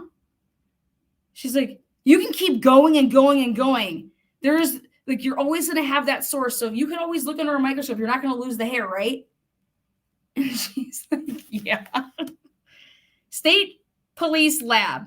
You only do what law enforcement asks you to do, right? Well, no, it depends. Well, do you need permission from the law enforcement people to test certain things? Why do you decide to do something? How about DNA comparison? How about that? Do you ask for DNA comparison? That way you can like, let's talk about, she's like, well, it all depends on, Well, let's talk about item 17. It was a hair that was looped around Abby Williams's right hand. You know that? You knew quickly that was feminine hair, didn't you? And you knew just as quick that might be, that it was related to Liberty, right? But when did you get Becky Patty's DNA? And when did you get Kelsey German's DNA? Didn't you guys have those? Out of your, how many samples did you have as your controlled samples? We never had Becky Patty's or Kelsey German's DNA. I said, what? So Becky Patty nor Kelsey German's DNA was in that lab prior to 7 years later when they just tested it 2 weeks ago. Okay.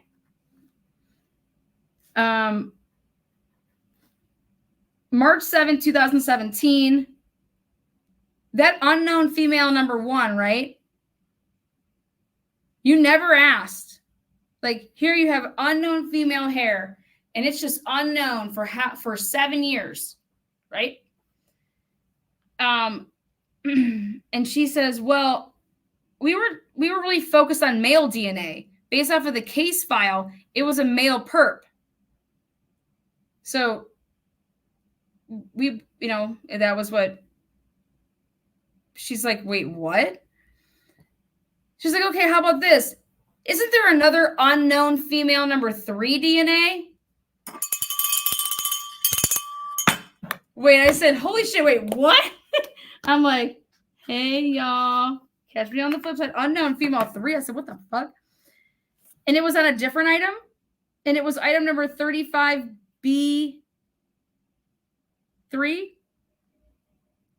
It's from the sheet, from the body bag.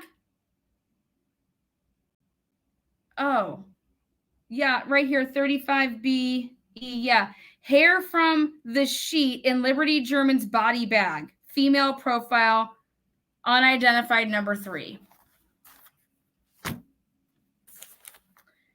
So we have the so she's like, so we have the unknown female number 1. 7 years goes by. Finally, Kelsey, you knew that there was an unknown female number 3, which is lab result 35B3, and that's a female.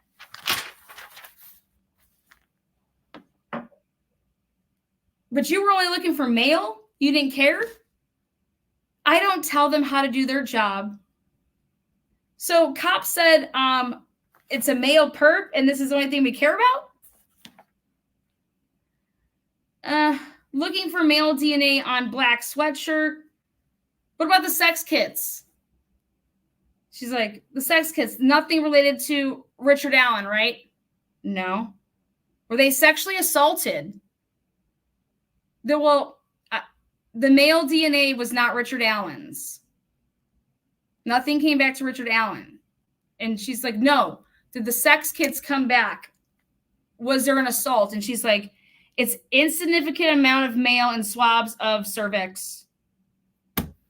I said, wait, what? So that's where the clash comes in, because then she says it's an insignificant amount of male in swabs of cervix. So I don't know if she just spoke off or what. Then she says, okay, we're going to go back to this.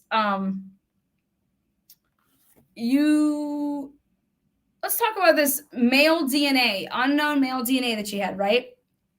Yeah. Okay. I'll submit to you these standard comps, right? Comparisons, right? How many DNAs did you guys have that you had there to run when you guys were doing all your work to compare it to? Was it hundreds? And she's like, yeah, hundreds. We had hundreds of people's DNA. Okay. So hundreds of DNA standard. Okay. How many of those samples were female DNA?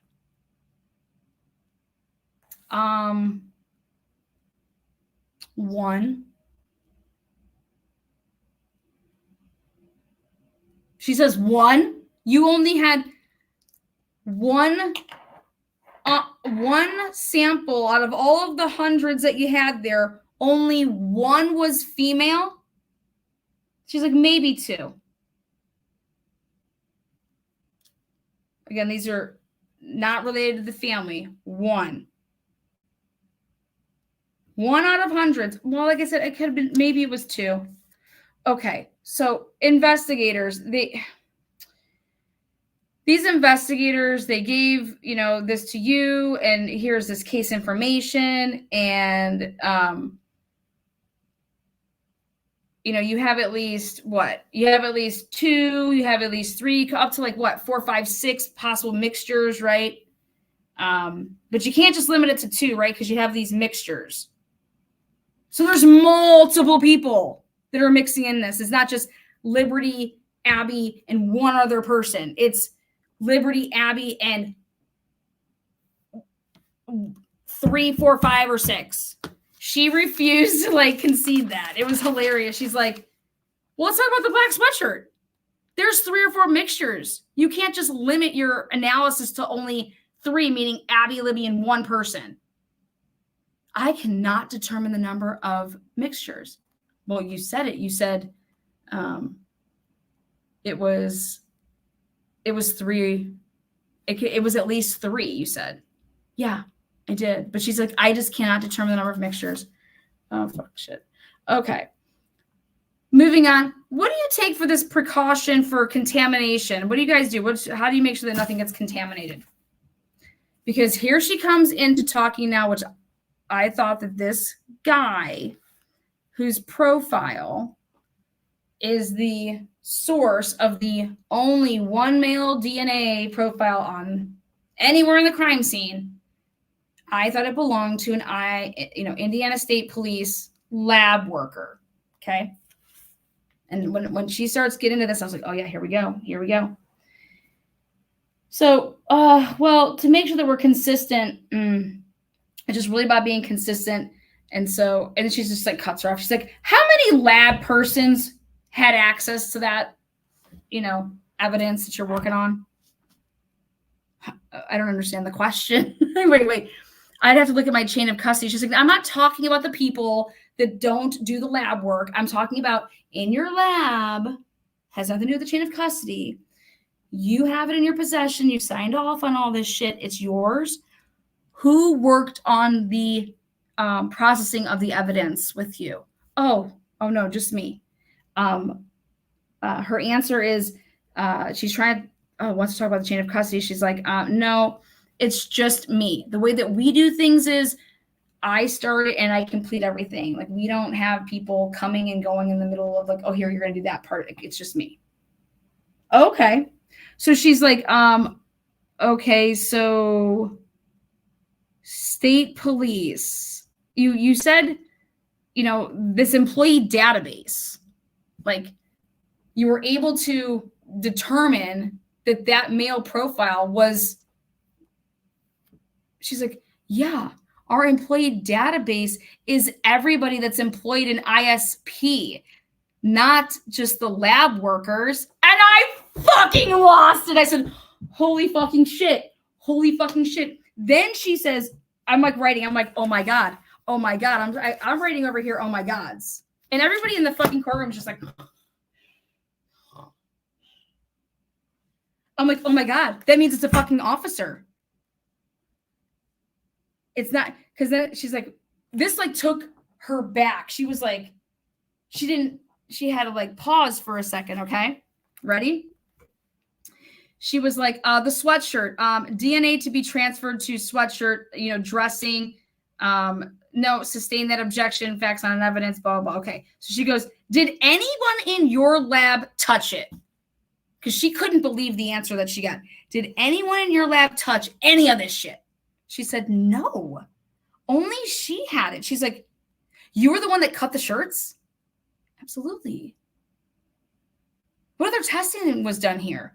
She doesn't understand this. Like, the defense is like, wait, you cut the sweatshirts? You did all your own cutting, swabbing, everything. What other testing was done? Did you give this? She says, no, not that I'm aware of. We're the only people that tested anything. She's like, do you have a male assistant? She's like, no. And I'm like, oh my God, here we go. She's like, you examined every item and you took care of every item. She's like, yes. The database consists of everybody that's employed through Idaho State Police.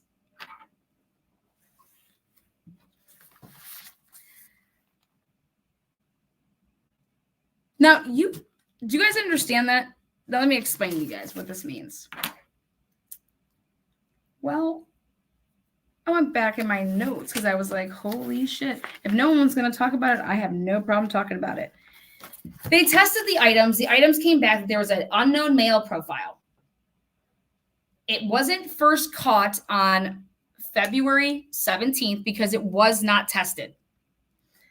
On March 7th,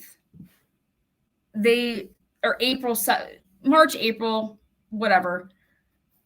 She decides, I'm going to retest the hoodie and I'm going to do 22 spots of swabs.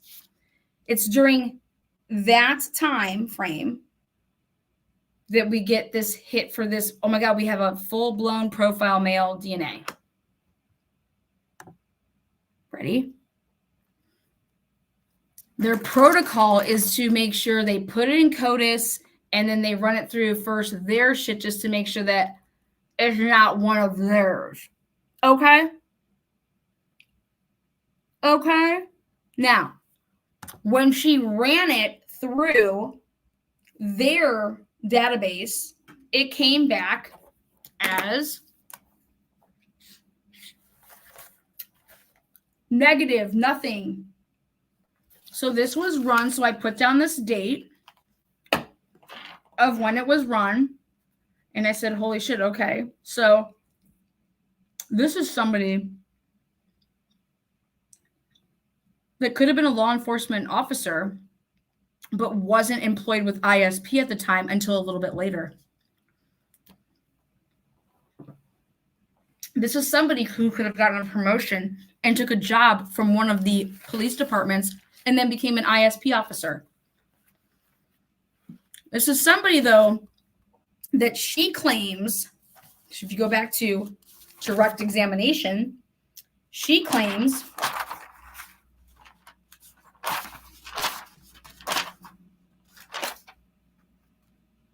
when she re-examined the sweatshirt on April 11, 2017, that's where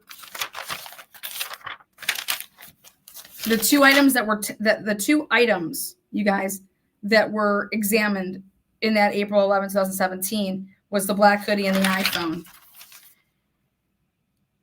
The black hoodie, they did 22 swabs.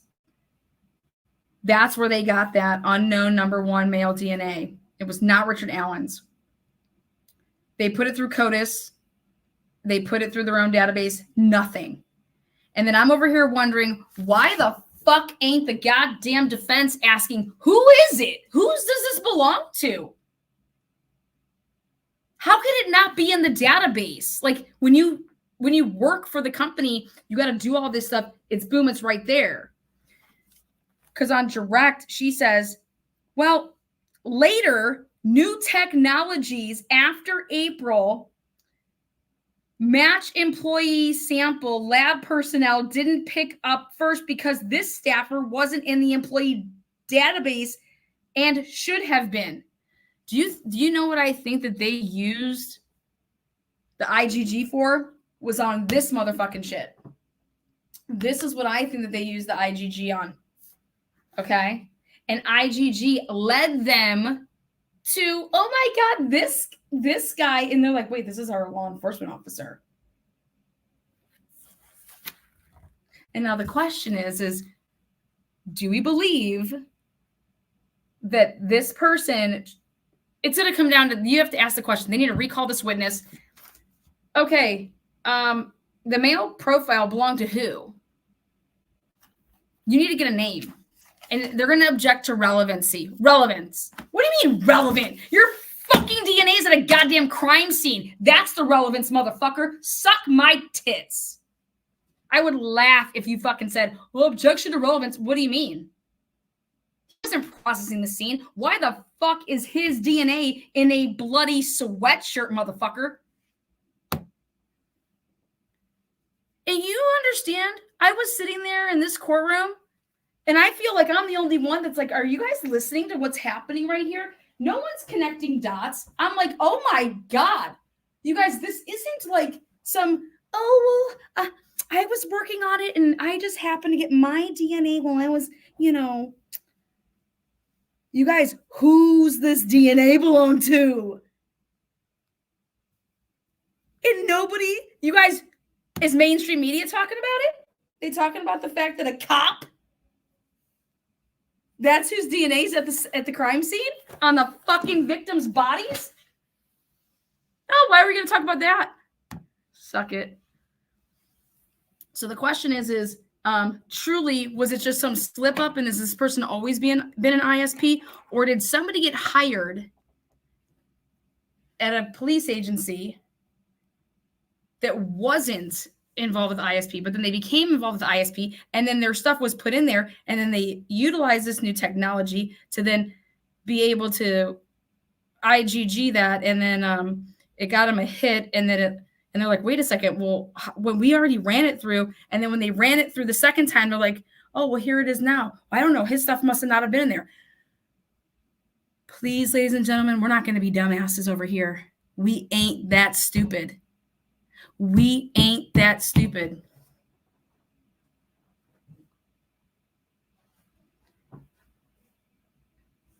The bloodied, soaked up, changed hoodie. This is a hoodie that it was Liberty's, and it was put on to Abby. That's the hoodie that has ISP's DNA on it. You don't understand that? It's kind of big. It's kind of big.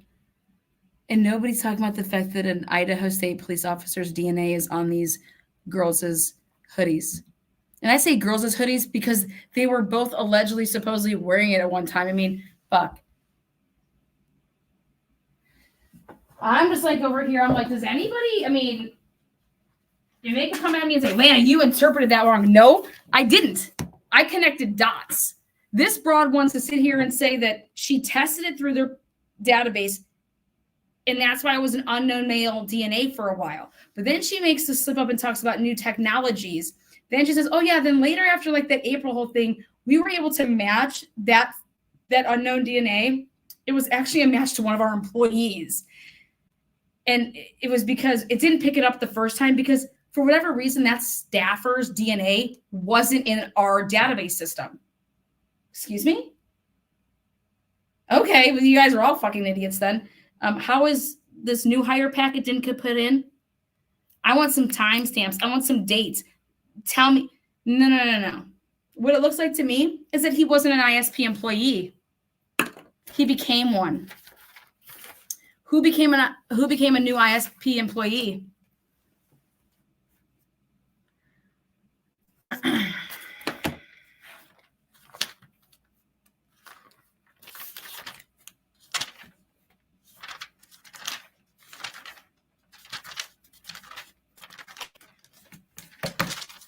Unfucking believable. Unreal, man.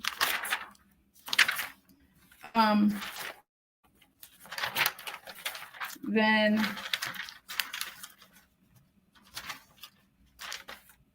that's when I was just like, I can't even believe this. I cannot believe this. I cannot believe this.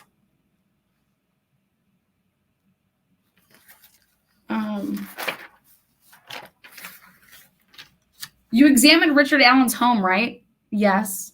Well, I didn't examine his home, but I examined the things in his home. Okay.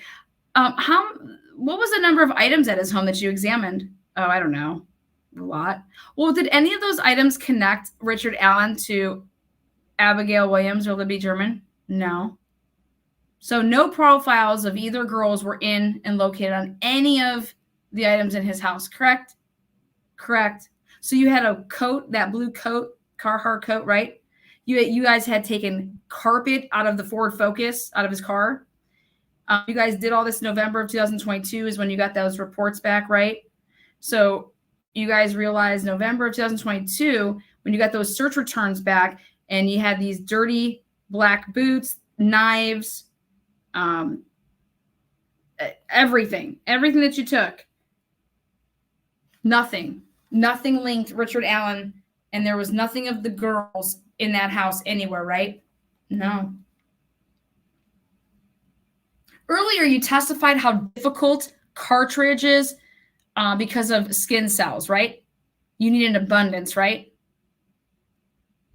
Yeah. You can get DNA off of metal, though, correct? Yes. Was that cartridge, was that embedded in dirt? It just had a slight dirt stain.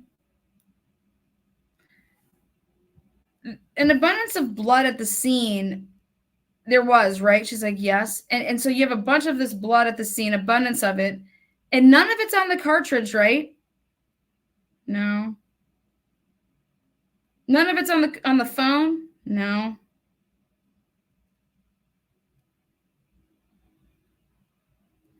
How many hours have you think you worked on this case? Oh, I don't know. I couldn't tell you. How many items do you think you tested in this case? A lot. Do you think you worked a lot? You think you tested a lot? Hundreds. Okay. And nothing connects Richard Allen biologically to anything, right? No. Whoa, wait. One last question. Can you obtain DNA from spit? Yes. No more further questions. I know what's happening. Elvis Fields just spitting on bees. By the way, my wife loves Lana. She's shy and doesn't interact with chat, but she says Lana is her fave. Oh, thank you. Appreciate that. All right, really quick, guys. Thank you so much, Moon. A cup of Idaho tea, please. Yes. It's my birthday. You guys, what just happened in this courtroom when you want to talk about Idaho tea? What just happened in this courtroom? This broad, who has 18 years experience, basically, like, she just said that all these different things that she was saying, and I'm just like, wow. Everything that the Idaho 4 case is built off of is everything that this woman is saying is shit. Like, ridiculous. Everything. I'm like writing these notes and I'm just like,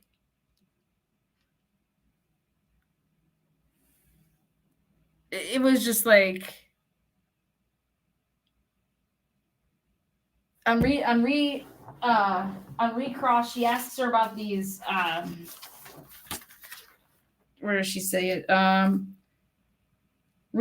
So they redirect her and they say, so there's no unknown male DNA, period, right? So not just Richard Allen's, there's just no unknown male DNA, right? A lot of mixtures. S&P analysis, you only use that to identify human remains, right? Yeah, and you cannot use that for mixed samples. Validation is still going on, and objection leading. We do not do hair comparisons in her lab. It's just only an investigative tool. IgG, it is not a method. That is not a method. That is not what we do. That is only supposed to be used for as an... Dude, everything that she was saying in this courtroom was just... This was an Indiana State Police lab worker is just saying, fuck you to IgG. She said that the microscopic hair comparison, that's been discredited. Like, it's shit. Just looking for, enough DNA and then screening for males, like, whew. If you were to do anything, this is what the prosecution said. If you were to do anything else over in this case, would you? Is there anything that you didn't do that you think that maybe you should? She's like, we have exhausted all efforts, in her opinion. Nothing else could do anything to make it a difference. What about other labs? There are things they do, though. What about cigarette butts to IgG? She says, without root mitochondrial, are you aware, though, that eye, hair, skin color, S&P hair shape? I mean, you understand that you can, like, get all this shit, right? And it's going to help you narrow shit down, right? And how many pieces? 72 microscopic pieces of hair that you guys wanted to examine, that the FBI was sent here. They said, hey, it was not their request. You guys wanted to send it to them. An officer wanted you to send it to him. The FBI comes back in 2020 and says, hey, in this report, these 36 pieces of hair we can work with. Send us your comparables. Basically, who the fuck do you think did this? And we're going to start doing some shit. Then the first thing, jury questions. They want to know about log, dates, times. Do you need to do repetitive testing to make sure it is correct? Can you get inconsistent results? Blood transfusions. What if you've had blood transfusions? Can you get inconsistent results? What about blood transfusions? What about drugs in your system? Do multiple people do the steps and processes with your testing? No, not in this lab. Only one person will do it from start to finish. I analyze it all the way through, and all results talked about here today, it was all me. Again, blood transfusions, wouldn't that be multiple DNA sources? Blowing it up. I told you guys this jury is a fucking slam. Asking about blood transfusions, if that will fuck with your DNA. What about your guys' lab? Is it locked at all times? Not necessarily. What about the freezers, the storage box? What about the restricted areas? How do you make sure there's policies in place? Well, we have badges. They're monitored. The only people that can go back there are people that have the biology analysis credentials. We get escorted in and out.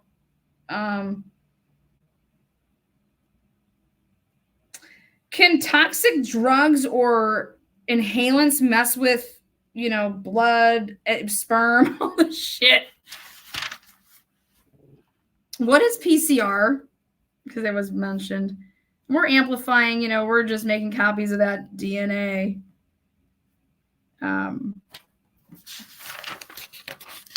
Then Pat Cicero takes the stand, which is there's only one of two witnesses today for the state.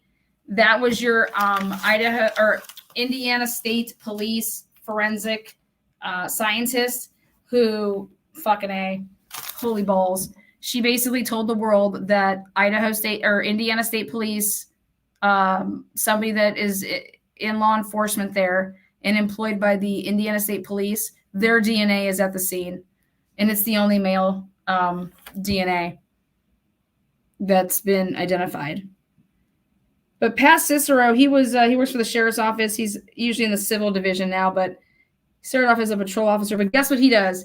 He's got 20 years. He went from being in the patrol position for 1 year and then became a detective within 1 year. Damn, I need to get a job like that. He's been the chief of detectives like the last 9 years, but he was on Bloomington's campus, which is the IU, Indiana University.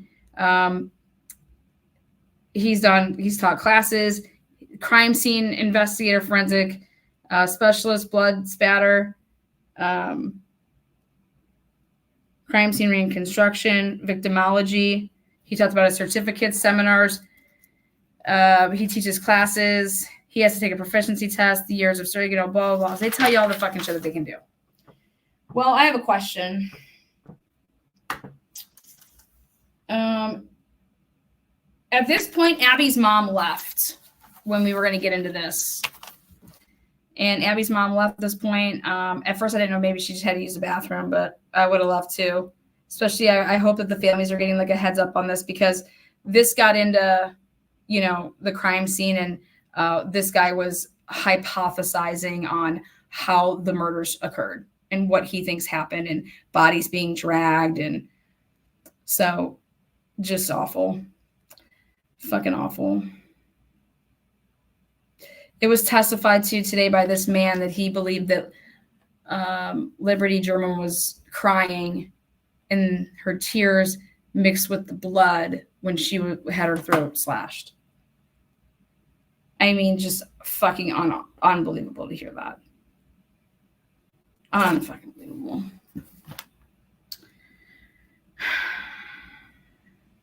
I felt so bad. I felt so bad for their family.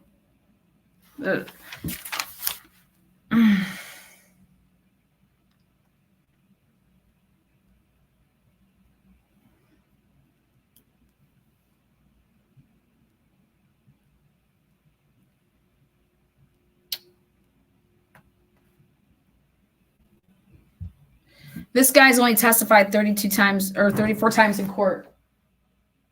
What the heck?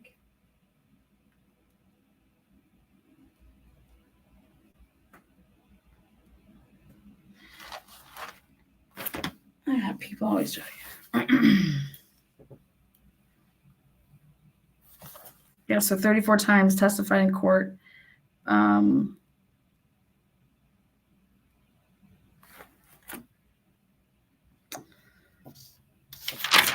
So his goal is to best explain the blood stains, like, what happened, where the volume pattern, the distribution,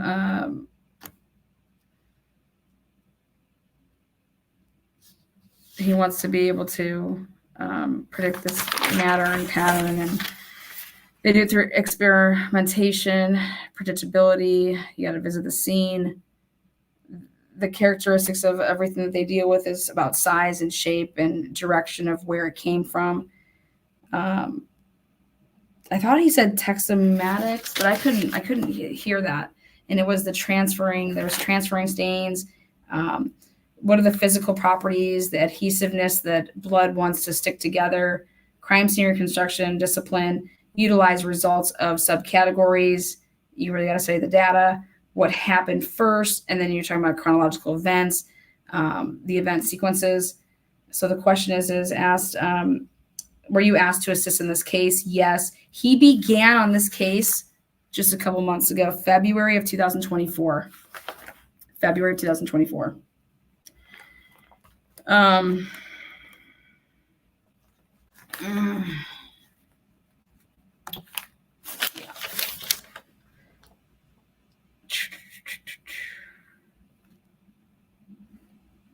So for 7 years, they could have ACV. Lana has great hair. Thanks. Super thick. Hold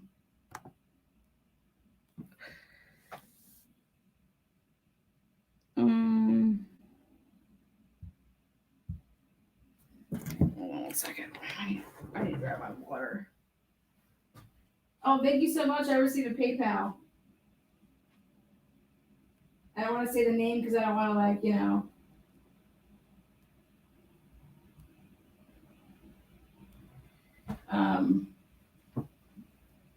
Can you guys believe that the going rate for life flight to be life flight is $40,000? They charge you 40 grand a life flight. I'm not crazy. Where's my wallet?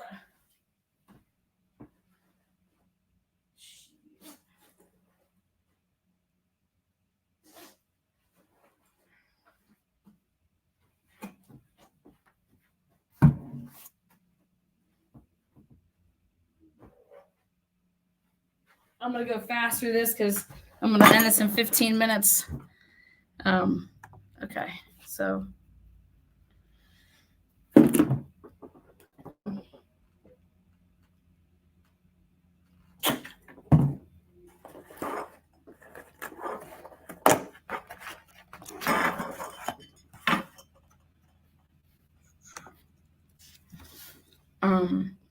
Did you bring the bell? Sure did.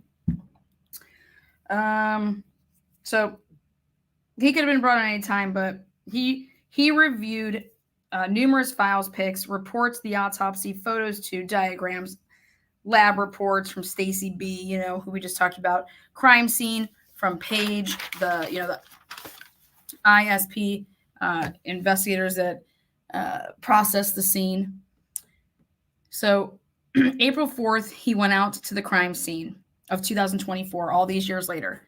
Then on April 5th, he did he examined the clothing of Abigail Williams. He examined the jeans, the dark sweatshirt, pink sleeveless, gray bra, black bra, shoes, hoodie with the last name German on it. That's the first time I've heard that the jersey or the hoodie that said Delphi Swim. On the back of it, it said German.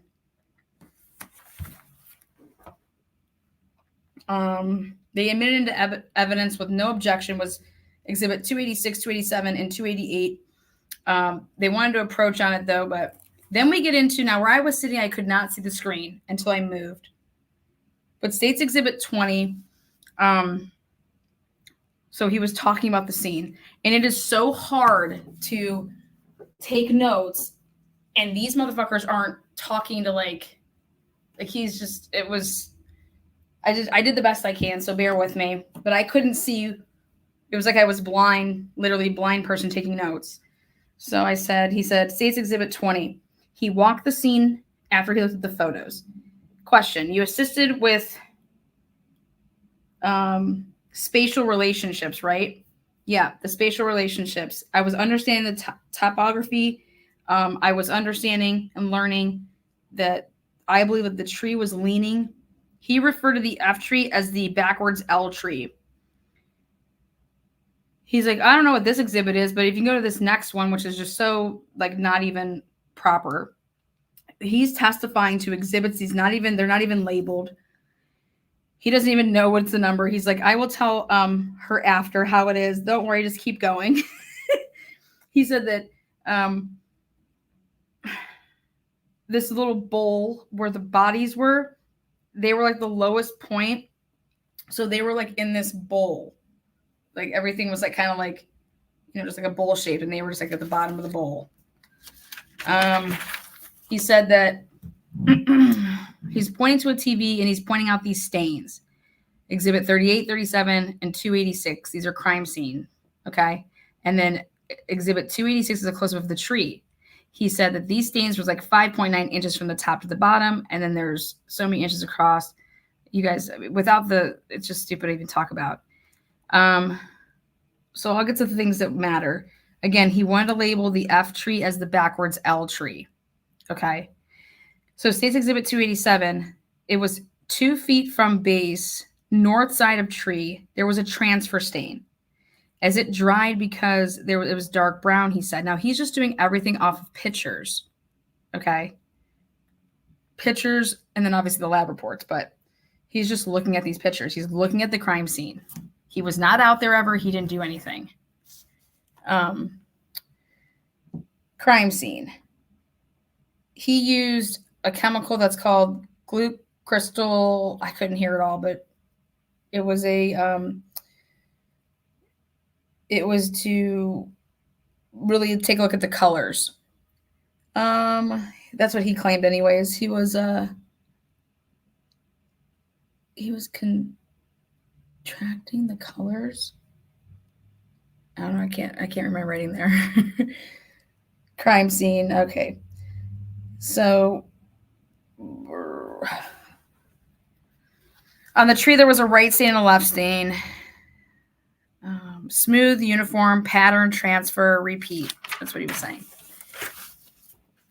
Now, a lot of time was focusing on this exhibit, these exhibits that focus on this tree at first, the F tree, which is, he was saying the backwards L or whatever. He claimed that they were all consistent with transfer stains, like whatever, like you're transferring something from an object onto this tree. And he said, so some bloody object came in contact with the tree, in quotes. Like that's some bloody object came in contact. When he hypothesized on this, when we get towards the end, he said it was Liberty German's hands or shoulder that did this. I completely disagree. CSI, they put down these markers, evidence markers. So yellow evidence marker number 1, with that blood stain just there, it just does not just drip. But that's a small pooling right there. That is not just a drip. Okay. He then says evidence marker number 2, 3, and 4 that are on the ground. Those number 3, that is on the right side. That's a larger pool of blood. Number 4, that's positioning. That's possible blood stain from multiple drips. He says the largest pool at the scene, it's dark location pool of blood. It's coagulating and it's separation of serum and plasma. That's what it means. A clot, of thickening. He's trying to explain what coagulating means. Exhibit 40, he says the Liberty German's right leg, her calf, her ankle, the bottom of her foot, there's blood all over these items. Okay. What about this large pooling area under here? Is there pooling there? And they're just saying that these leaves are stained. These sticks are stained. He says blood stained bottom of her foot is consistent.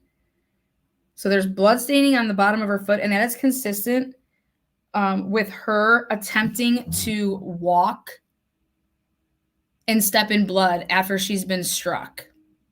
After a wound has inflicted her, that then she is walking and her bottom of her feet are walking on the blood. That's why there's blood on one of the bottoms of her foot.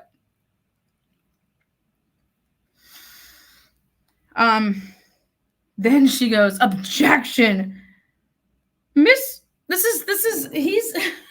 she's just whatever. I couldn't. This isn't even what he's supposed to be doing. Like something like he's not going to tell us what he thinks these pictures look like, And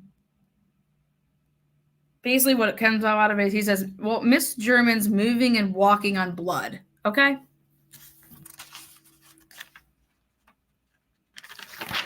Then he said the flow pattern here, we have an issue here. Flow pattern is based on gravity, and this looks like it's been altered. Complex pattern, those are, if there's a complex pattern, that means it's overlapping. There's overlapping flows that had occurred. So he was saying, and this is really important. He was saying, okay, because I'm going to try to hold on, let me see if I can do this. All right. This is a tip that the defense should use because it's very interesting. Now, Liberty German had 3 wounds to her neck, okay?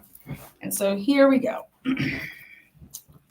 He says that Liberty German was upright, okay? Around the neck and the upper chest, there's these flow patterns. The right eye is downward. It's basically there's her cuticles. Her cuticles is where the coagulating and the dried blood is in both hands. Liberty German's left hand cuticles, wrists, forearm, transfer stains. Flow patterns on face is a mixture mixed with blood mixed with tears. And that's when I couldn't. He's like, this blood here is mixed with tears. Now her right thigh, there was voluminous, so if your neck there's blood coming. He's saying that the reason her hands are bloody is because she tries to stop the blood from coming out of her neck. Okay. But he said, but when she's doing this, okay, her chin has to get above the wound in order, because this blood doesn't just come down here.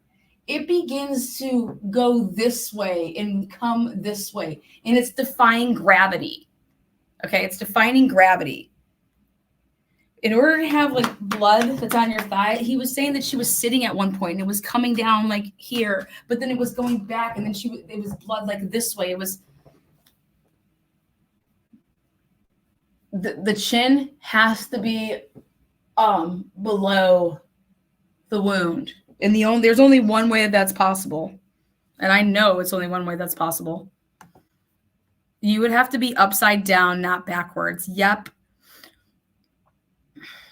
You would have to be, or you'd have to have your head. It has to be sitting and leaning over something so much.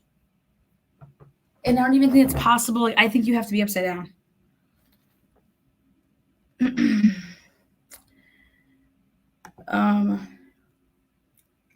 Now, the right thigh, voluminous drops of blood stains, top of thigh, projecting pattern. This is a very positional pattern. It means that at some point he claims, and this is where I disagree. This is where I completely disagree with this guy because it just does not make sense. He's saying that it's normal to, okay, you have these wounds, your hands go to stop wherever your wound may be, okay? So that's why she's starting to stop this. But he's saying that at some time, she goes from being a standing position, okay, that she then gets into a sitting position. And I don't think she would have ever been in a standing position, actually. I just don't. Because if I was like this, you don't fall to if anything, you get on your knees or something, lean over, or it just doesn't make sense. Next, I said, I was listening to this guy and I'm just like, what the fuck is he talking about? He said the leg would have been underneath the wound. Okay, that's why he believes that she was sitting, because he's talking about this blood but it looks like it's smeared in between, you know. Why couldn't it be that she had her hands like this, and then she stopped for a second and she, like, her hands slid down her thighs? You know what I mean? Like, to, like, push somebody away from trying to, like, do something. So she, like, pushed their hands away, you know? Like, I just completely disagree that the hands could have been the transfer pattern in the inner thighs. That's my opinion. He's saying that it's coming from the wounds over because she's, like, in a sitting position. And it's just, no. Your hands can transfer. Like, I mean, her hands. I think this guy was just told what to say. Okay, this is the state's witness. And but he was so nice. He was my favorite witness. He was so kind. He was so, because all he did was agree with the defense when they cross-examined him. Because the defense asked questions like, what about this?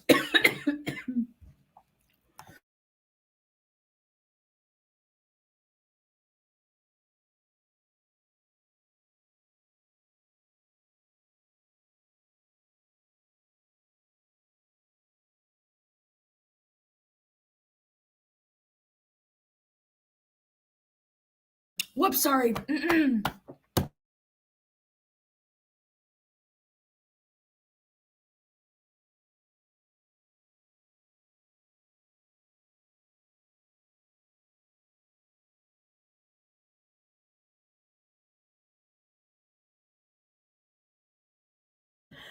I want to tell you what I think. I'm so sorry, I just choked.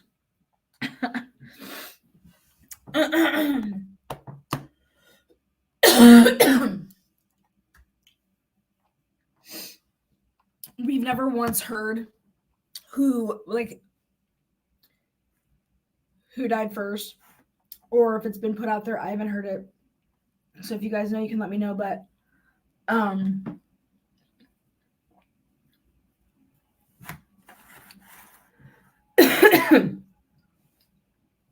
I think the tears would come if I'd be crying if I'm watching you kill my friend. You understand that?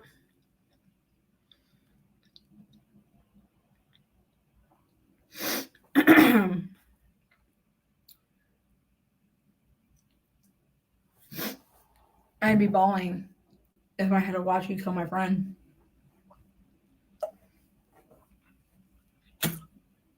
So I thought it was interesting when he talked about that Liberty had this blood was mixed with, like, what he claimed as tear. Like, I'm sure there might be another explanation, but what I immediately thought about is, you know, I would be dripping tears if I'm watching you kill my friend, you know.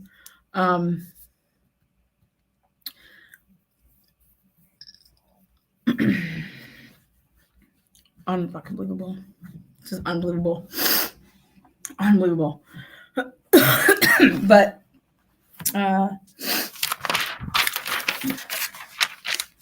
the opinion to her position, I'm sorry.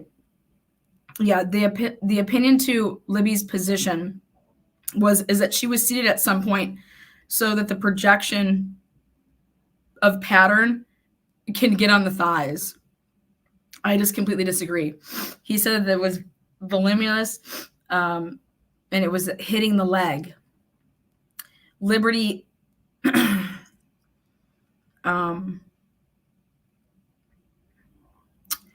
Liberty's face, there was altered blood pattern, originates and then changes, wiped stains, altered blood pattern, interior portions of leg. That's why I believe it was her hands that were there.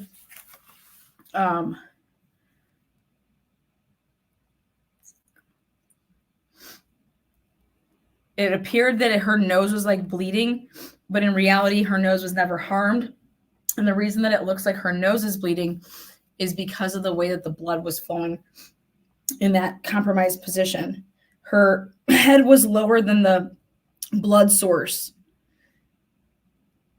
They were asked, was Libby moved after she was dead or unconscious? And he said yes. The blood staining on her right leg, its adhesive nature of blood, it's a little bit of blood on leaves, no, he was basically saying that there would have been pooling around and not just like these, blood droppings. And now this is where it gets really interesting. Abigail Williams, he says, she has small pooling right on the right side. The wound is on the left side of the neck, but the small pooling is on the right. He said that she was posed like a little boxer, like she's like this, like her hands were like this, but it was like, I don't know, it was April 5th, 2024. The sleeves he pulled down. I don't know what he means by that, but there was no blood stain on the hands, no blood on the sleeves, on the arms of Abby. The autopsy he looked at, there was, but then once she got then to on the table for the autopsy, she had blood on her arms and hands, and it carried out. He said it was because she was put on a cart and it was a steep hill, and that's how when at the autopsy she had the blood on her. He said that the blood was wet and dried, so some was wet, some was dried, and it was coagulating.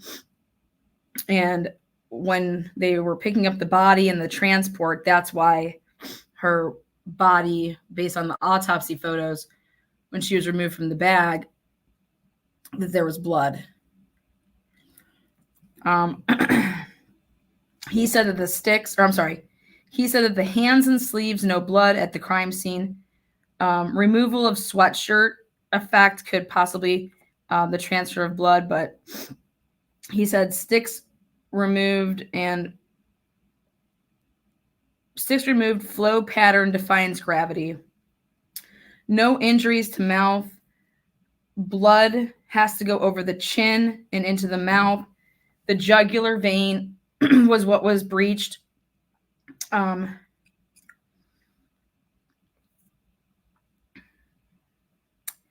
there's just no blood on the hands. There was an absence of blood on her bra and torso. So do you think that the bra was put on after she was dead? He didn't think so. He said that if that was the case, something about there would have been the transfer like on her head then. Left hand had no blood at all. None. Abigail Williams' blood indicates that she was moved. Flow patterns. She had saturation stains on the hoodie, none on the sleeves. Well, what type of movement? And he said head had to be tilted back or gravity from below moves up top. Again, consisting with like upside down, you guys. And then he said, what about the tree? He said, well, all that blood is Liberty Germans. All the blood around the whole scene is Liberty Germans. And he said it is normal to have your hands go to your wound. For Liberty Germans' hands to go to her wound, that's consistent, to go where you're injured. But for Abigail Williams to not have blood on her hands, he said in all the years that he's ever done this, he's never seen that. Without there being an explanation. He said that Liberty German Liberty German was drugged. And I completely disagree. And I have my reasons. He said Liberty German being drugged to final resting place. Question: Liberty German found more visible or less visible from the creek. Who? What? What does that even matter? People aren't in the creek. He said, well, it's definitely less visible from the creek. Question, Abigail Williams, movement and first injury, do you know where they're at? And he said, she was just right there. Where she's lying is where she was wounded. That's where she died. She wasn't moved at all. Very unusual. No blood on hands, sleeves, no evidence. He's like, and there's no evidence that she died immediately. Abby didn't die immediately. Abby, it took a little bit. He said that there are transfer stains basically all over, and that her jugular vein was breached as well. So then, the state's like, why no blood? What do you think?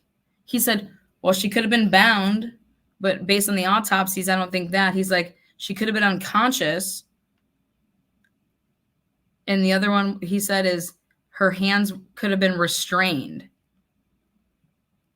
Again, you'd have to, there would be evidence of that. When you're tying somebody up, there's going to be those like that wasn't there. That wasn't in the autopsy. But these are the things that he's saying. He's like, well, she could have been bound. She could have been unconscious. So then therefore she's not, doesn't grab her neck, or she was restrained. Her hands were. Then we go on a break. Then I moved chairs so I could see the screen. So now I get to take notes and not see. He said,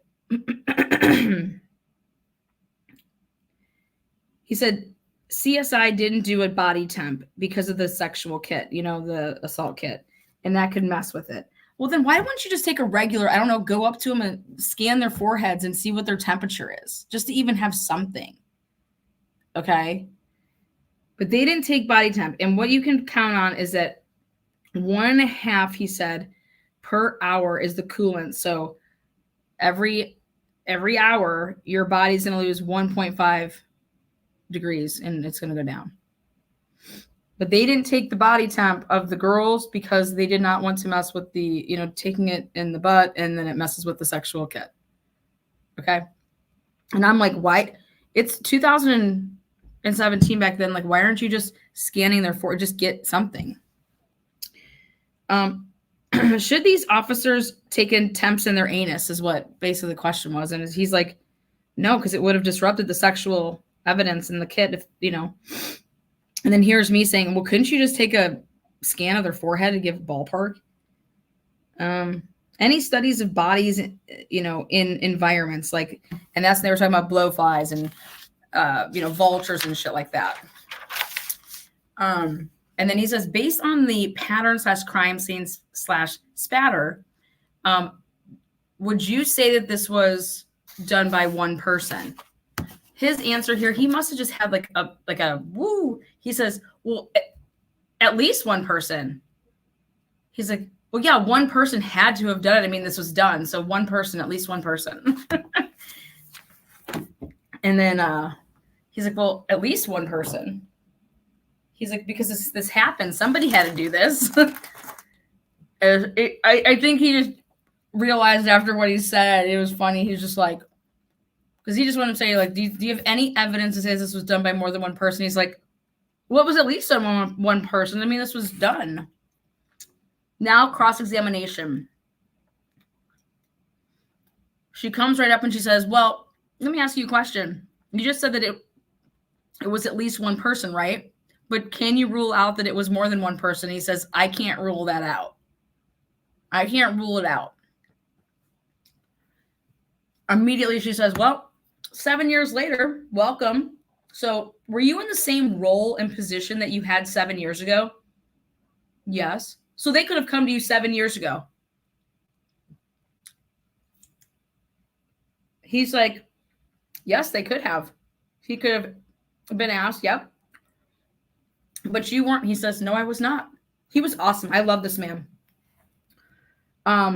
He's like, or she's like, would you agree that the environment changes? So like tree growth, chopped trees. He's like, oh yes, absolutely. Okay. She says, you said that the girls were at like the lowest point. Like, wouldn't you say the water's the lowest point though? He's like, well, I don't recall all that because I didn't walk the whole forest. Okay. I really love this guy. He's like fair. He's so fucking fair, man. He said, it looked like the girls were the lowest point, but yeah, the water would be the lowest point, you know? He's like, were there any other areas that were lower? He's like, I don't recall because I didn't walk every bit of it. I thought that was so fair. She's like, well, you know, the tree that we call the F tree. Are you aware of the F tree? He's like, yes, I'm aware of that name. Yes. Now, are you aware of Liberty German? You're saying that she was mobile after her wounds. You're saying that Liberty German, what does that say? That she was in several parts. So she was in several areas of the crime scene. Her blood was, right? Yeah, her blood was the only thing that was everywhere. There was no blood of Abby. Now, Liberty German was, you said that she was sitting at some point? He said, yeah, at some point she was sitting. But then at some point you said that she was walking around. He said, well, she was sitting, then at some point the body moved. He said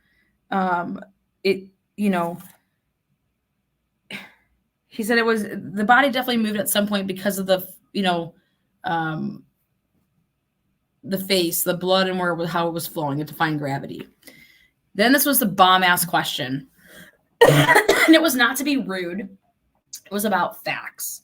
And she says, are you aware that Liberty German weighed 200 pounds at the time of her death? Well, if that's what the report says, I have no reason to doubt you. So yes, I believe that, if that's what it says. So, basically, you're looking at Richard Allen, man. He looks like literally Sarah Boone style, like skinny as balls. All right. She then asks, again, this is his cross. O'Shea says, the leaves, we're going to look at these pictures here. Would you say that any of these leaves are disturbed? He said, no, they don't look like they're disturbed at all. So then because he says that she was drugged. Her body was drugged. Well, I'm sorry. When you drag somebody, you see that. You see that. Flow patterns on Liberty German's face, neck, above chin, right? Yes. So someone had to lift Liberty German's body to get it that way, right? So that her chin had to be, it was like lower than or higher or lower than her neck wound. He's like, yes, it would have to be, her chin would have to be lower than her neck wound. And the only way that your chin can be lower than your neck wound is if you're upside down. Or, you know what I mean? And he's agreeing. He says, without a doubt, that has to happen. So he's over here completely agreeing with the defense, like, absolutely.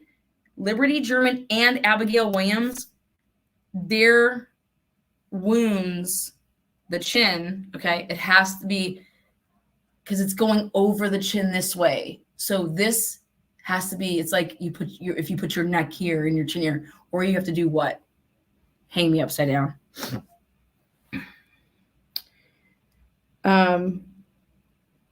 He said that, well, Exhibit 20, you did a lot on direct examination on this diagram, right? But isn't it important to mark on diagram, like to make marks on it? Like, where's on this diagram drag marks? And he's like, there are none. So you would agree that it would be really important to put that down on there, and there's no drag marks, right? So you didn't make that diagram though, right? No, they gave it to me. So they didn't mark any drag marks, okay? Now, Liberty German's body moved to conceal from the water or creek. That's what you said, right? Well, what if somebody wanted to conceal her from the cemetery? Wouldn't you want to put her somewhere else? Like, wouldn't you use, basically this is what she was saying. Well, if you want to conceal somebody, wouldn't you take all these leaves and put the leaves over them or the sticks? Yeah, you would. And that's what he said. He's like, yes. So what percentage of the body would you say was covered by sticks and leaves? And he said, a very small percentage. He's just awesome. I love this dude. He was so, I said, I was like, he's so polite. He was not rude and he was not defensive. And he answered the questions honestly. This is a guy that has integrity. Whoever this man was, kudos for him. So I have to say, and if he's playing the game and he really doesn't have integrity, but he's got to go in there, and he went around and shook everybody's hand after he testified, even the defense, just to say, like, you know, thank you. Like when he came down, it was just so classy.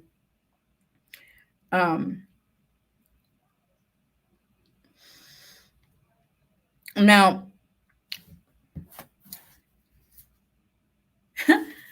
Jen sticks it in and says, Lawyer Lee done a walk like you, Lana. Oh, did she go walking last night? Oh, I told her where to go. She's like, yeah, how'd you get over there? I was like, I said, what was it? Oh, Jen says, hey, by the way, did you talk to Jerry Holman? He says, no. Like, and then she says, is it possible that the reason that Abby, her hands don't have anything on there, is it possible that somebody was holding her hands down? Multiple people? He said, yeah, that's definitely possible.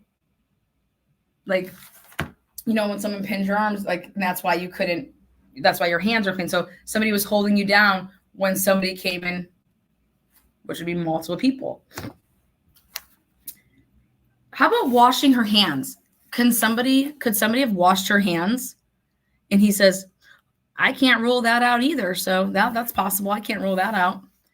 So I have a quick question before you leave here, but when you photograph a bullet, would you want to photograph all of the sides, you know, when you're pulling it out?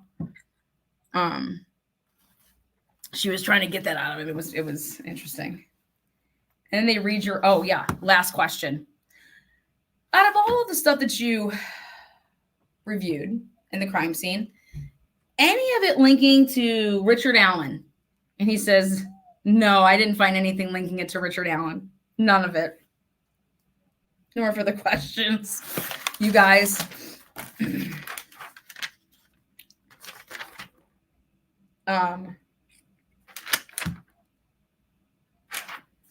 They redirect, and on redirect of this lovely man,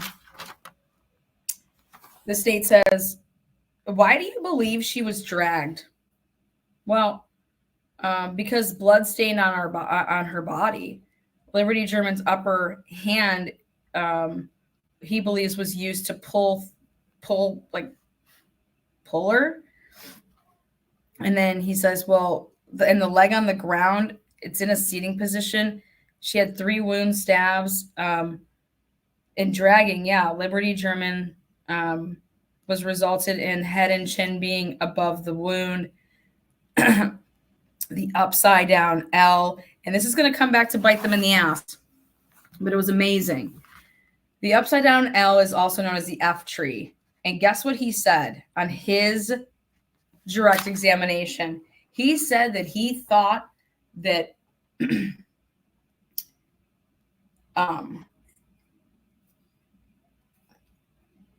F tree, aka upside down L, the blood that was on that tree was a transfer stain. And then they said, well, what caused, like, what was used to transfer this blood? He said Liberty's arm or hand. Nothing about this. If you upside down, your arm and hand, and it's upside down hanging from that tree, your arm and hand.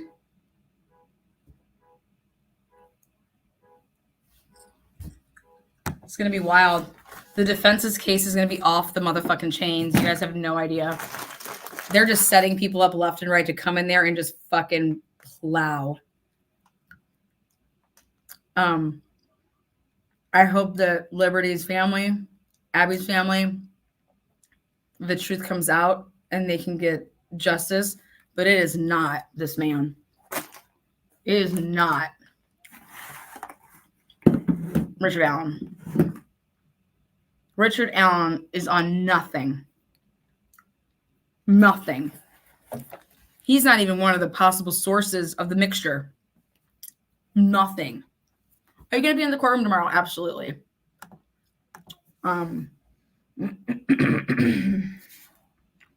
He said that the upside down L tree, the transfer of stain to the tree, Liberty's hand made the tree stain or her arm is his thought.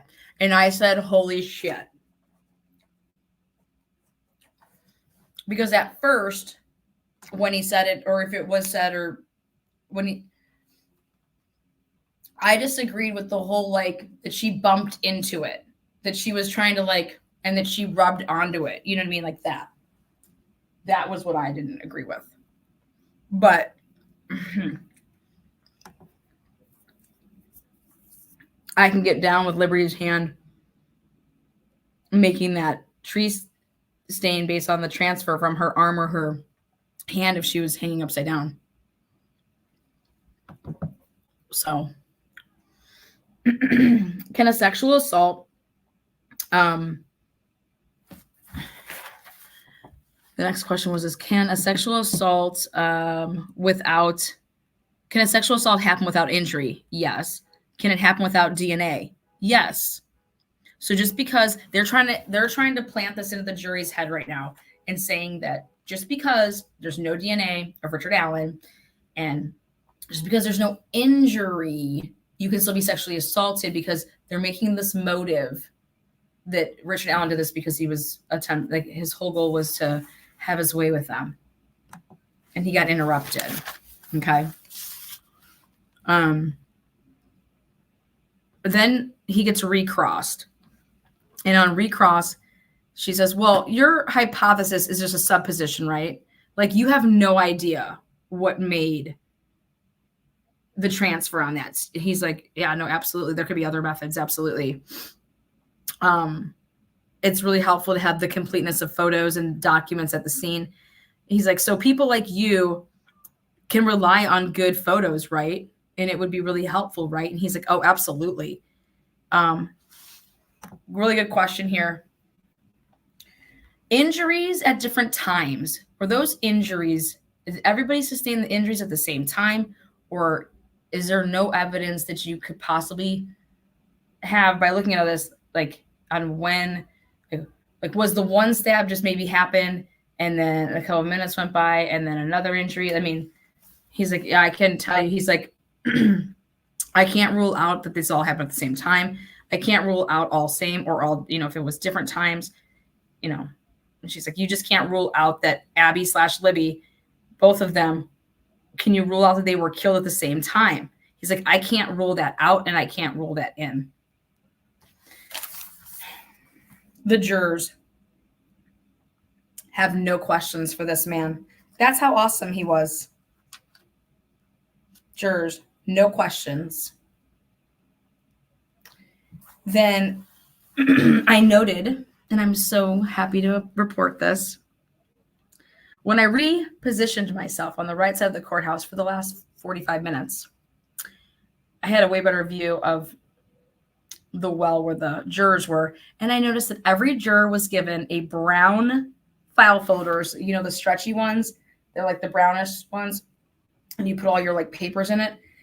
They were all given those, and all of them had it. They were all taking notes. You guys, this jury is bomb as fuck. Like I said, been reporting on that since day one. These people are engaged, and it's refreshing. It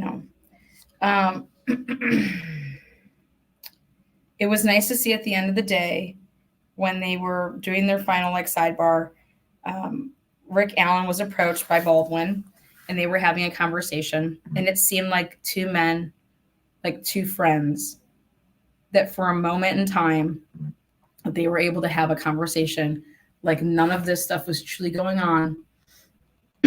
And Richard Allen looked what I would be presuming how he was before all of this happened.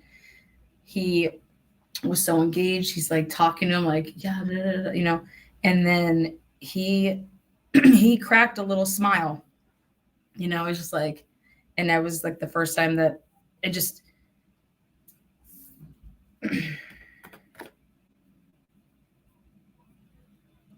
this is horrible that this happened, but his lawyers are a godsend. That's all I got to say. I told Mrs. Allen that please know that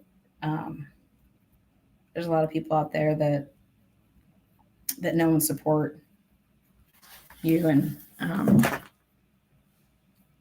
that she's a good woman, and don't let anybody tell you differently. Now, what's on the docket and up for grabs right now is all of a sudden at the end of today, they had some housekeeping matters to take care of. And lo and behold, here comes the prosecution, and they say, hey, we just found we have Google searches from an email address called FoodJack Google, and we are looking to move this into evidence because it belongs to Richard Allen, and all of the search results and returns from this FoodJack account. The defense comes back and argues Watts versus State 13410-381041, and it's a case law where the defendant was accused of sexual acts and between July and October of 2016, and it they pulled up searches from a Google account that was on a device that account was shared with the victim, and the state has to be able to prove that they can the searches were sexual in nature in this case. And so the court asked to show that he's the only one that had access and used it. So Ajay says the state's burden, it's on them, and we offer up proof of Kathy Allen to testify about it. And that's all she wrote. Thank you guys so much. You guys have any questions before I peace out? Woo! God, I wanted to keep this under like freaking an hour and 30 minutes. Like, but I guess that's not bad when you're recapping like an 8-hour day, right? Truth and transparency was juror number 5 at the voir dire you were at. What kind of person is it? Juror 5? Are you talking about, like, do you know how to count the jurors? Are you counting from right to left? Which way are you counting from? Left to right and then going up and over?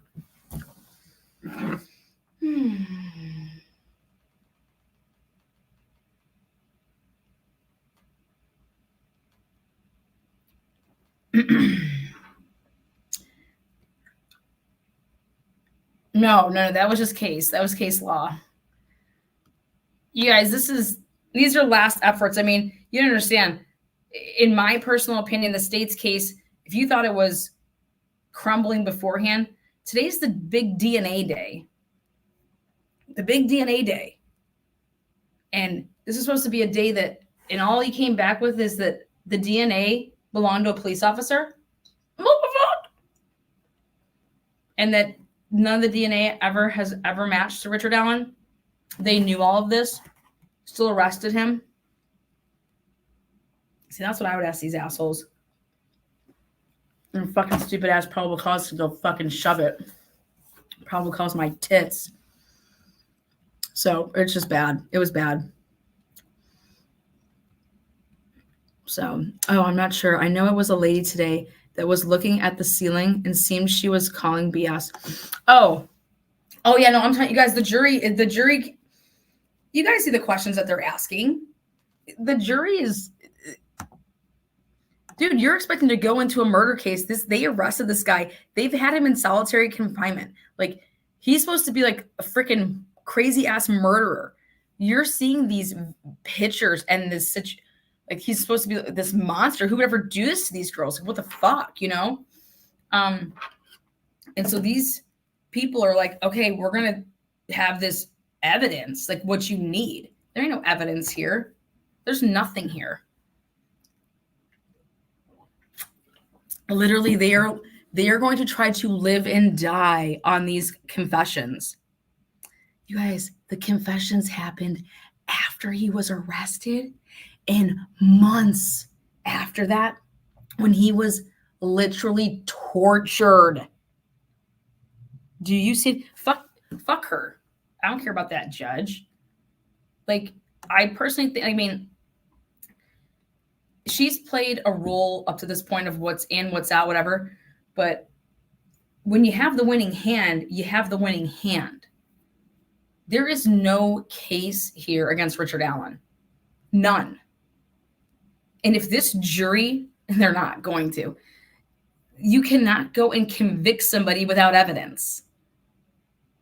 Like, so Judge Gall, bias, this, that, and the other. I mean, maybe it's a blessing in disguise. We don't need to be going and, you know, confusing the jury. They didn't prove their case. I feel like the defense shouldn't even have to put on a goddamn defense. There is nothing here. There is nothing incriminating. Like, legit nothing. Unbelievable. There's just nothing here. And after what I heard in the courtroom today, holy shit, I can't wait to get the fuck up into Idaho and listen to this Idaho 4 case that I've been covering like a lunatic, because OMG, that case is going to literally pop like a balloon day 3. It's going to be bad. You can't get people can't get justice when they ain't no truth. And truth comes from integrity. And these police officers are failing us left and right. And it's just super sad. And we continue to let it happen. Fight for the truth all day. I want to know how many times RA asked for an attorney. You guys, he never made any of these confessions, these alleged confessions. These weren't during any interrogation of like before he was arrested or anything like that. He denied 25 times over and over and over and over and over, no involvement with any of this. Okay. These false confessions that were 60 and they were they were all different. These happened after he was in solitary confinement. After his life's been threatened. He was eating his own feces, for fuck's sake. Who does that? That's not somebody that's normal at that moment. He's going to tell you anything for you to just stop. Don't mess with my family. And oh my God, like 23 hours a day. This is not how you treat people. He is innocent until proven guilty. And what Indiana did to that man and his family, it's unforgivable. It's bad. All right, guys, see you on the flip side. Take care. Thank you so much.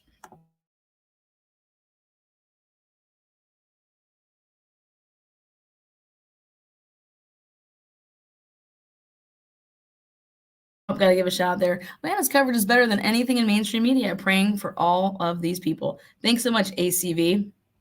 Thank you, Lana. Love the Lana brain always. Boots. What the fuck? 5 months. What's the name? You got some explaining to do, right? We'll probably pop that name tomorrow for you. Moonvale, member for 11 months. Baby time. Young Black Economist, member for 2 months. WB, $5 super sticker. Thank you so much. Helping you bring us the truth. Thank you so much, DMC, aka Lady Died Too. Again, Robin, thank you so much. Murky, let's get the line party started. Yeah, I rolled up their blasted music trying to get it started. Thank you so much, Kelly. Thank you, Lana, for always walking your days with such integrity and the search for truth. Thank you. I appreciate that. I do try to, hey, I may say wild off the wall shit, but you know what you're going to get. WB Super Sticker, $10. Thank you so much. Could be a deep fake, $4.99. Thank you so much. It's my birthday. Happy birthday. Let me give you a little bell. Why be so nosy? It's my birthday, but it's always better to give than receive. In the bedroom, probably as well. A cup of Idaho tea, please. Thank you so much. And then I think a couple people, again, I don't want to like say your guys' I don't want to do that. But I think it was, let's see. I just want to say thank you for the PayPal donation. And I just don't want to, I want to be able to keep that anonymity. So let's see.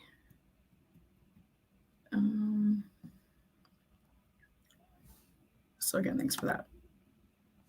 Oh God.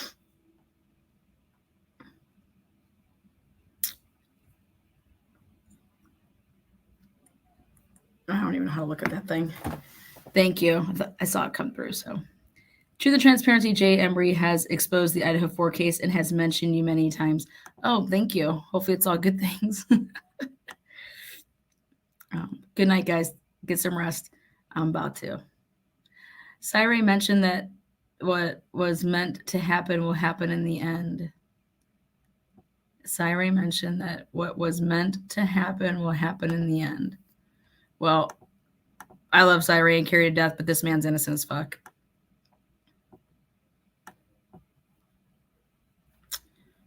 Night, night.